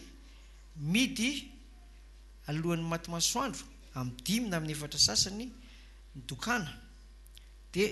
efa voapirina ny ampafolony lasa miliardaire izy tamin'izany dia manaraka an'izany izahay hoe ny ampafolony sy ny sabata miseho ivelany io tsy maintsy hatsaraina mivavaka sy mifandiniana baiboly miseho ato anatiny karakaraina fa soavana le izy fa ohatra hoe ianao zao tsy miasa sabata dia atson'le patron anao mba hiasa sabata kely amin'ity indray mandeha ty fotsiny aona ny hevitra ao tsy mety amin'ny tonga dia tsy mety ny akabiaza ampino aty tonga dia hoe amin'io fotoana io tompoko tena tsy afaka mihitsy hoe tena tsy afaka miala tsiny fa raha misy olona hafa afaka manao azy dia afaka mihitsy fa za tsy afaka ao zany le tena mazava be mihitsy hoe andeha hiasa amin'ny sabata amin'ny 9 maraina satria dia tavin'le patron iny tsy hisy hevitra iny fa alao mijanona dia mandeha mivavaka aty izay fidobiny ihany fidobiny fa Andriamanitra tsy hamelantsika tsy hamelanao rery izy maheresy zay le anankiray teo leo akaikiny aingo fanontaniana tiako apetraka satria za mivatra ny asako dia tonga mividy eo amiko izany olona io dia niteny dia ozy hoe tsy mivatra tsony aho fa efa fiomanana dia tsy afaka mivatra tsony dia hoe fa ahoana raha tsy mivatra hoe hariva ozy izy nefa mbola rapitso ny andro dia hoe tsy mivatra dia ozy izy hoe jereo ozy izy any amin'ny Genesis hoe ny maizina nataony hoe alina moa ny mazava nataony hoe andro zany ozy izy mifanisana anazy hoe raha ohatra zany hoe sabata hoe mitandrina ny andro sabata nareo tokony hoe maraina le izy satria izay ny eo anaty baiboly dia fanontaniana fandroandray hoe tiako anontaniana kaiky hoe le amin'le hoe fahafatesana ny hoe zay maty zany zao dia miakatra any an-danitra dia nefa hoe Jesosy mbola ho avy dia miaraka miverina amin'ny Jesosy indray ve zany reo olona efa niakatra reo le nihtsena aloha dia tsy mila akory nge tenenina hoe za zao tsy mivarotra fa ianao efa tsy marina rehetra zany tsy filaza azonao fa ka miteny izy hoe fa maninona ianao mangoronentina sady tena reraka fa efa tamin'ny firy any teto fa rapitso indray fa tena reraka fa tsy mila zavaina ny antony azonao le izy fa amin'ny fotoana hafa nanaovana azy le hoe maty dia miverina le makany amin'ny tompo le fanahy hoy Jesosy hoe raha eo raisy ny fanahiko dia rehefa tonga ny fitsanganana maty ozy ianao teo hoe dia miverina ve le fanahy iny zany ozy ny tompo hoe izany fananganana maty tsy izay le izy Jesosy zany manangana antsika maty dia ame ohatra misy an'le olona voan'ny kansera ny avokavoka misy nana zany farafaratsy ny tombaka dia mandalo aty dia metra tany dia sitrana dia jerena ny scanera tsisy ninona tsony iza nanasitrana an'iny Jesosy le Jesosy nanasitrana n'le avokavoka voan'ny kansera no anangana atsika ka na mipotika ny nofo na tsy potika ny nofo ny tena mahavarinana dia ny hoe ity nofo ty ozy izy tsy mahazo mandoa amin'ny fatsakan'Andriamanitra fa anatin'ny raim-pimaso dia dia ahoana ny antanteraka an'izay valiny tahaka ny nanasitranana n'lay ina moa izy teo le voan'ny kansera tahaka n'le hoe ahoana ny tanteraka izany valiny le apôstôly mivavaka ty Antananarivo ho an'ny olona ny Fort Dauphin azonao fa tsy voarefin'ny saina sy ny fahalalana hoe ahoana ny atongavan'le izy vita ny vavaka 2 minitra na 3 minitra orinan'izay tonga ny SMS avy amin'ny Fort Dauphin okekaky sitranako azonao dia reny zany efa teo hoe ohatrany hoe santatry ny amin'ny fitsanganana maty hoe any Fort Dauphin marary vavony entina mbavaka ty Antananarivo 3 minitra orinan'izay miantso izy hoe ka raha tonga ny tompo anangana maty tsy maty eo amin'ny tompo mitsangana aloha zay fotsiny ny atao amenina fa tsy hoe dia amin'ny fomba ahoana dia ahoana fa Andriamanitra no matateraka azy dia ny amin'ilay fanisana andro tiako hazava fanisana andro le hoe andro no andro mazava no mivavaka hoe mazava no andro mo ny maizina natao hoe alina mo ny mazava natao hoe dia ny indray andro zany a alina sy maizina mifandimby azonao alina sy maizina mifandimby ny atao hoe indray andro ohatra ny hoe ny alahady dia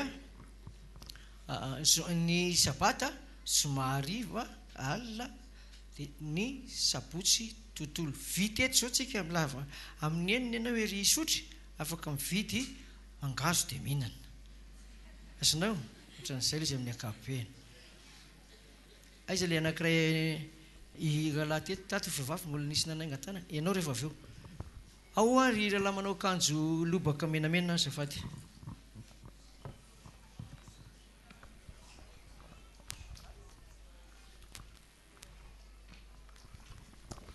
Yaraba ray aman-dreny apôstôly salama rahalahy Johnny promotion 1 2 3 Julio Johnny 1 2 3 1 2 3 fantanina anankiroa ray aman-dreny apôstôly no angatahako fanampanazavana voalohany mikasika ny enemana fanaovan-drara azo ny mpino atao ve tompoko ny miasa amin'ny andro alina arivana alina zany ohatra hatramin'ny folo sasana hatramin'ny raika amin'ny folo alina zay ny fanontaniana voalohany dia fanontaniana faharoa tompoko miala tsiny raha somary hafahafa kely ty fanontaniana anankiray ty fangatahako fanampanazavana tafiditra anatin'le famonon'olona le izy ny teknôlôjia ny zanak'olombelona moa amin'izao efa mivoatra dia mampiasa zavatra tokony ho fampiasa eken'ny fiangonana ve tompoko ny fampiasana fanaovana fanabeazana izany mampivady zany na fanaovana fimailo mialatsiny amin'ilay fomba fiteny satria misy zao amin'ny ten'Andriamanitra amin'ny Genesis 9:7 nisy olona nanary ny ainy dia ty nakasitrahan'Andriamanitra dia ny vonoiny manahoana ny fipetrak'izay azo atao hoe manary aina na le miasa alina mivaliko voalohany misaotra tompoko ye azo miankina aminao raha ohatra raha za zao no miasa ka misy hoe heure supplémentaire amin'ny alina dia miditrahako rapino azy zany dia miasa ka miditra amin'ny alina tsy manana problèmako fa ampitombo ny ambaindainy ao tokantranoko raha miasa raha mahasalama raha salama raha vitako zany le asa dia tsy problème mihitsy tsy problème raha ohatra hoe ohatran'izay le izy amin'ny akapobe miankina amin'le charge zan'le olona zany no hidirany fa ny zomalina zany ny zavatra tsy resahana iny le fiainam-piaina tokantrano ao manahirana nge ny savana inona nataonareo ty manahirana zany fa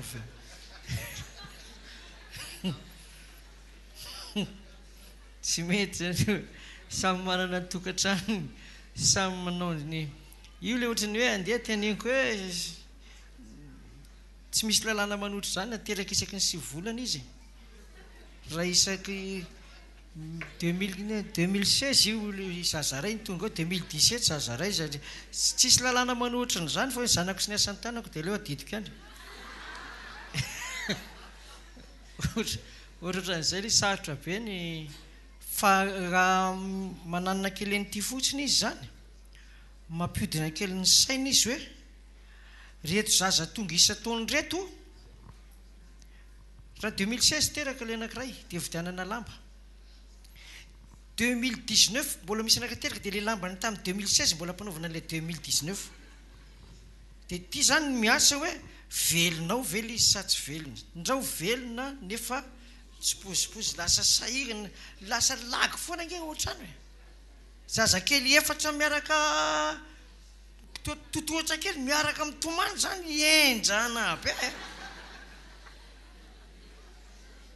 lehilahy matoa aterina any amin'ny jardin d'enfant manaraka le mianatra mandany mianatra ianao sa indrindra fa raha misy tômôbilina embouteillage be misy dia nareo zany ny anankiray ato any anankiray babaina dia ny anankiroa manaraka anana nefa tsy zaka le ankizy trony le izy dia ozy lery amin'ny anaty tômôbilina mijery ty olo ty zany tena tsy ny saina azonao ka iny zany fanarahana izy mivady ao accident na atongavan'le izy dia tonga ihany izy calcul ny atongavan'le zaza tonga ihany izy fa anjarana izy mivady ny mifanaraka amin'io zavatra io fa tsisy idiran'ny io zany tsy apostolika io lafiny ray io aloha ijanona mihitsy tsisy ositra apostolika io ka hotononina eo izy 12 lahy hoe tia ny NPTR dia tia ny John dia tia ny Jacob dia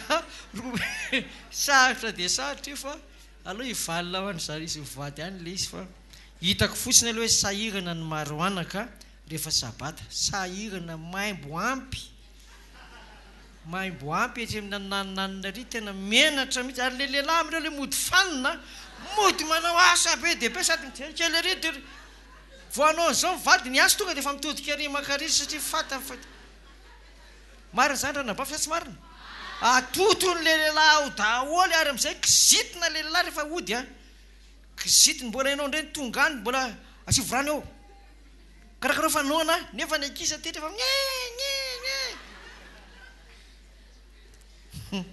aza mena ntsony rehefa manahirana ay tsika teo nisy vehivavy zay tato nanangatana zafady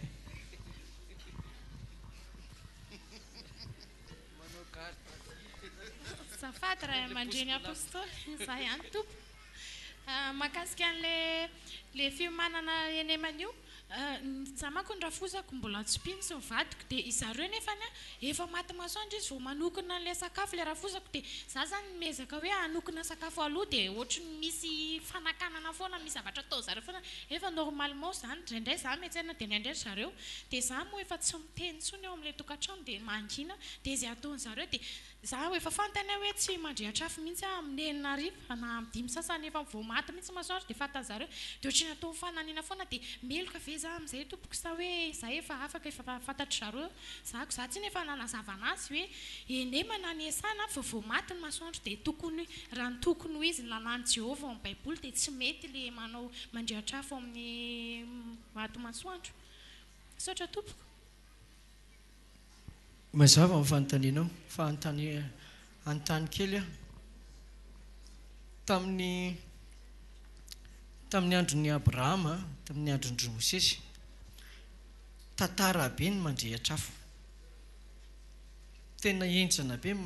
tsy maintsy maka kitay dia maka hanina dia le mandrehitra n'iny tena asa be mihitsy ohatra zao tsika tinge afo azo ampiretina aveo amin'ny andro sabata sa tsy azo satria tsy manao raharaha tika zay dia mirehatra ary ile olona manana n'ilay jiro fa Petromax popiny aloha le azo sa tsy azo atao amin'ny sabata ohatra hoe tonga amin'ny mbola misy moa le Petromax rany so tonga izy zoma amin'ny fito fa niazakazaka be avy any izy dia tonga ao dia tsisy jiro tsisy électricité fa jiro popina dia mirehitra manao asa izy sa tsy manao asa raha manao izy ho an'ny tenany fa raha manao izy ho an'le olona ry dia ohatrany tsy dia mety fa raha ho aninao zany le zavatra ataonao eo dia mety ho anao satria zay nao vao tonga amin'ny enina sasany ianao tonga dia manao an'le izy dia ho anao le izy amin'ny lafiny ray fa tsy asa amidinao iny fa ny asa be ao anatin'ny tranonao efa vita daholo vita ny fahatrano sy ny any fa le sakafonao sisa no ataonao dia mety ohatrany amin'ny lafiny ray zay zay aveo kely hoe taizana sabatista zay dia isaky ny ariva amin'ny zoma rehefa tonga ao an-trano avy mianatra amin'ny fitona na amin'ny enina sasany dia efa mivalina ao anaty body fotsiny vary sy loka dia manaraka n'izay amin'ny sabata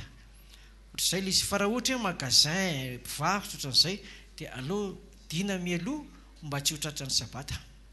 aiza le rahalahy anankiray teo iny itsy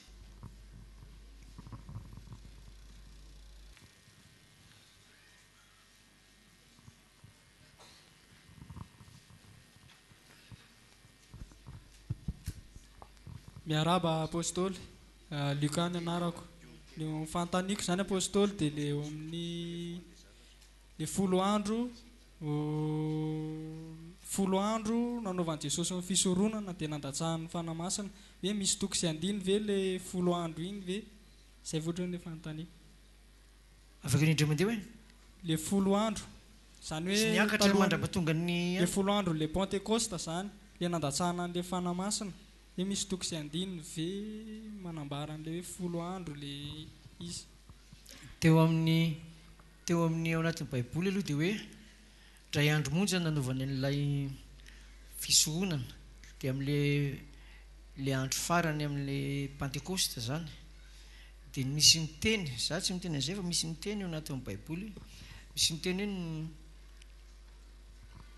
misy zavatra ataon'ny tompo everiny mpamaky baiboly hoe nataony tany talohan'le fotoana fa hijerentsika amin'ny fotoanany iny apôstôly aisika zao mamakana angamana ry fakany dia mijanona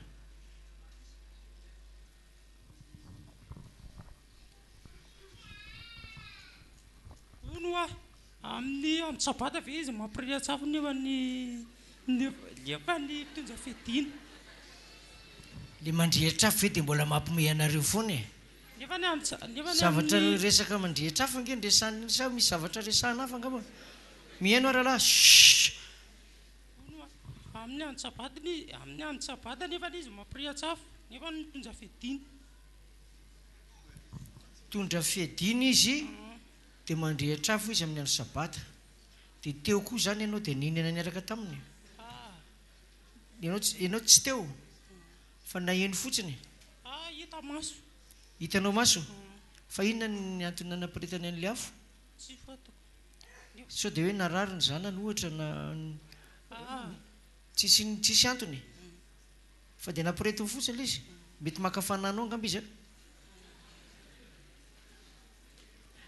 raha ohatra ozy ianao hoe napiretiny le afo tsy fantatrao ny dikany ta tsy nano sakafo marary izy tsisy andro sabata io amin'ny firy zany fito alina ve amin'ny fito maraina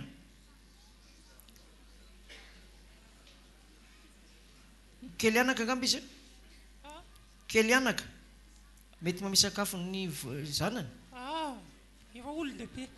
anga le ohatra hoe anao sakafo hoan'ny zanany izy tsy manana fa efa lehibe daholo efa manana fa lehibe daholo izy zareo tasy aloha raha lazainao amiko dia anontaniko zay inona mba antony ty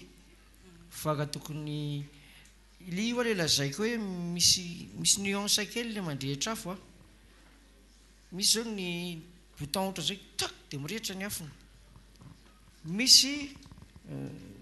pétrole popina kely misy fatapera misy kitay inona amin'izay no ny asa inona amin'izay izay atao zay hoe tafiditra ao anatin'le lazain'i Jesosy hoe aza manao ny asa aza miasa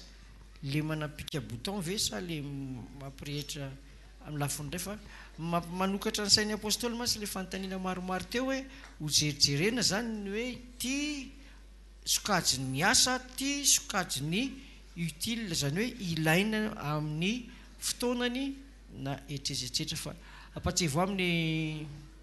herin'ny androany batisa amin'ny herin'ny androany ambadika anao le misy olona ambadika anao fa ny tena tsara aloha zany ny tena tsara aloha mahazo tombony kokoa zany le matahotra ny amin'ny fampiretanafo amin'ny sabata misy tombony kokoa ny manaja an'le izy na hoanina tsy hoany raha ny ara-panany jerena raha misy an'le sasa zany le manao an'le izy foana dia ataotahorana latsaka ny amin'ny iba ny aim-panahany raha mitamana amin'izay zavatra izy manaja ray aman-dreny apôstôly François ny anarako François fanontaniana roa no apetrako azavata le amin'ny rehefa misy moko olona maty dia asiana lacroix kely eo amin'ny ferapariny iny misy fifandraisany ve amin'iny sy ny fiangonana lehibe reny katolika ny toa dia faritako mazava tsara izy manao an'le lacroix ray satria misy lacroix tsirairay avy ny olona surtout ny masera zany sy miala eny aminy iny lacroix kely ny misy fifandraisany ve zay zavatra anankiroa zay dia faharoa le rehefa ohatra ka maty ny olombelona dia soa izy makany amin'ny paradisa na helo dia le any amin'ny helo le hoe fahaverezana ny makany dia lefa namakany amin'ny helo io ve no lasa midina tia-tany miditra nofy amin'ny olona tia-tany sa samihafa reo anankiroa reo zay lasa tany aloha mbola tsisy miverina ka nilaza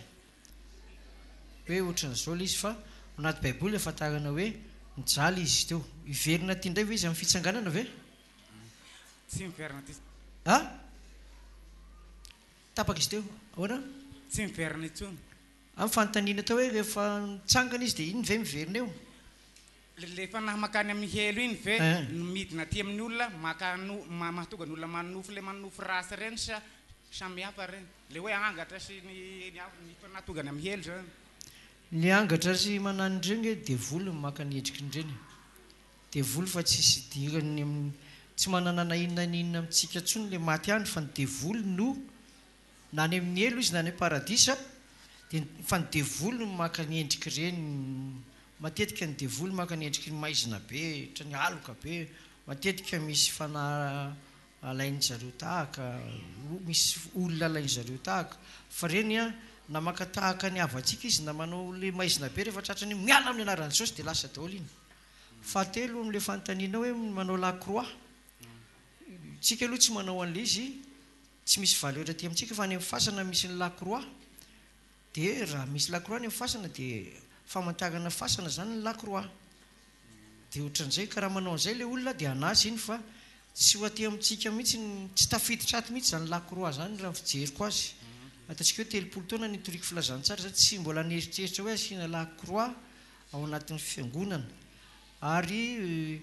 ohatran'izay mahalasa saina zany le fiangonana misy lakroa dia jerena ny fanahin'le olona ao ohatrany hoe maty fanambola velona daholy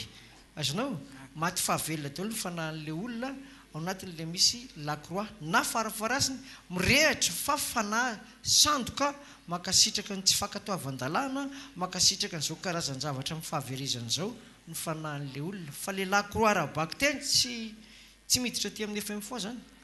zay misy hoe kolay natonga nametra-panontena hoe rehefa izy revako andrainy olona rehetra zany hoe maty fanahy zany izy matoa le olona efa maty no nasiana ny lakroa iny dia zareo nefa mbola velona efa mitorany lakroa iny aminy dia veriko hoe maty zany ny fanahy dia maty fanahy mbola velona maty fanahy mbola velona ngambany maty fanahy raha reny no maty fanahy mbola velona dia ao na fijerinao azy hoe velona ny fanahy fahavelomany tsika ve zao FM foa maty fanahy mbola velona ve mbola sy maty fanahy tsika ka tsy maty fanahy tsika fa ina miprofo fa tsy maty ny fanahy tsika manana ny hoany zay mino mahazo ny batisa ny fanahy masina dia ataontsika zay tsy manana batisa fanahy masina zany dia maty fanahy fahavelona mbola sy maty fanahy reny mbola tsy maty fanahy reny mbola sy maty reny inona miprofo lazainao fa tsy maty fanahy reny mbola mino an'Andriamanitra izy sy tiaiko sara manazava anazy raha madiny apôstôly mahafinaritra tsy maty fanahy mbola velona ny ato azonao ny zavatra miseho ato zany mampiseho samy hafa be ny maty fanahy mbola velona sy ny ato ohatra ny maty fanahy mbola velona tsy tavela vetivety tsy tavela maharitra amin'ny fiangonana tantakan'izao azonao adiny roa izy raha ela indrindra dia efa lasa fantatry le mpandraram-pivavahana eo fa tsy zakan'ireo olona ireo mijanona mihoatra ny adiny roa ao am-piangonana dia alefany na koa hoe tsy zakan'ny olona maty fanahy mbola velona ny fampianarana fahamarinana tsisy kilemo miala koa izy azonao amin'ny lafiny ray zany tsy maty fanahy tsika fa mitoetra tsara amin'ny fanahin'ny tompo sy ny fanatrehan'ny tompo amintsika dia ny sabata ny arivany mampalahelo fa resy lahatra zany fa vady ampakarina tsy maty fanahy na tsy maty fanahy mbola velona ary ny fanahy rehefa maty dia tsy makany amin'ny mazava ve profo anankiray tokony hivelomanareo hoe tsy maty fanahy dia tokony manampinoana sy fahasahina ny olona anankiray mpino atao amintsika miantso ny anaran'i Jesosy raha misy marary ao an-trano satria iny le fanahy velona ato anatintsika iny ny fantsona andehanany tanan'Andriamanitra asitrana an'le marary satria hoy izy ny baiboly hoe izao ny famantarana manaraka zay mino ka raha manana misy zanaka voantazo dia raiso ny finoanao ampireto ny vavaka raha ohatra ka misy an'le sasary eny tonga dia tsy mirehitra tsara zany izy ka na tonga dia eo any aho izy tonga dia mivavaka dia sitrany fa misy an'ilay mataotahotra kely dia mivavaka aloha maka kely moretsy eto marary dia mitodika kely maka aty mivavavavaka ivelombeloman'ilay finono dia zay vao metra tanina fa raha ny fm foasy sy ny fomba fivavakantsika zany a dia alaportentsika ny tsirairay avy amintsika dia famantarana manaraka zay mino ary tsara andramika izao fa tsara jeo tena tsara mihitsy ny mpino manana expérience nandray niaina tamin'izany hoe nisy narary dia ny antsoa dia nametrahako tanana dia sitrana tena tsara mifanahany mihitsy nahita ny nivavaka ny sy ny tanany tsotra iny ka sitrana le olona na piorina be atateraka n'le hoe hosoratana ny amin'ny bokon'ny fiainana ny anarana amen ve tsy dia tsara loatra raha tsy mba manana expérience n'izay mpino fa mijoro vavolombelony lafona izy fa nandalo tany paster na nandalo tany mpampianatra na nandalo tany ny presbitera ny vavaka dia sitrana fa izy tsy mba niteny hoe zany vavaka tamin'ireo dia sitrana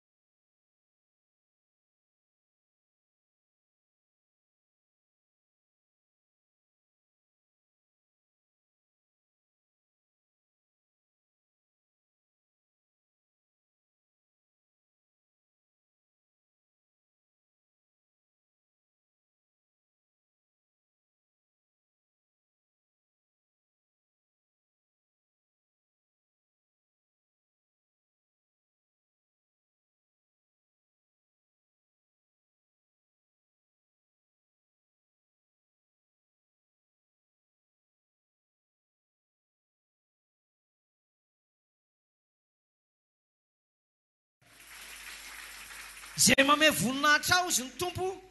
inona ny toy izay mahaiza mame voninahitra an'Andriamanitra na fiderana na mivavaka na fametratanana fa ho hitanao fa izy voninahitra Andriamanitra fiainanao amin'ny andronao rehetra vavolombelona izany zahay amen ve mizaha toetra aloha ny tompo amin'ny fotoana misy fotoana izaha ny tompo toetranao a fa rehefa hitan'ny tompo fa matoky anao dia tsy angatahana akory ny tompo fa mame voninahitra anao amin'ny fotoana rehetra andehananao fa matoky izay ny antsonareo fa izy ihany no atanteraka izay nambarany terahina Jesosy amen anao hira anankiray tsika ato amin'ny musicien inona ira mahafinaritra ataonareo anao hira anankiray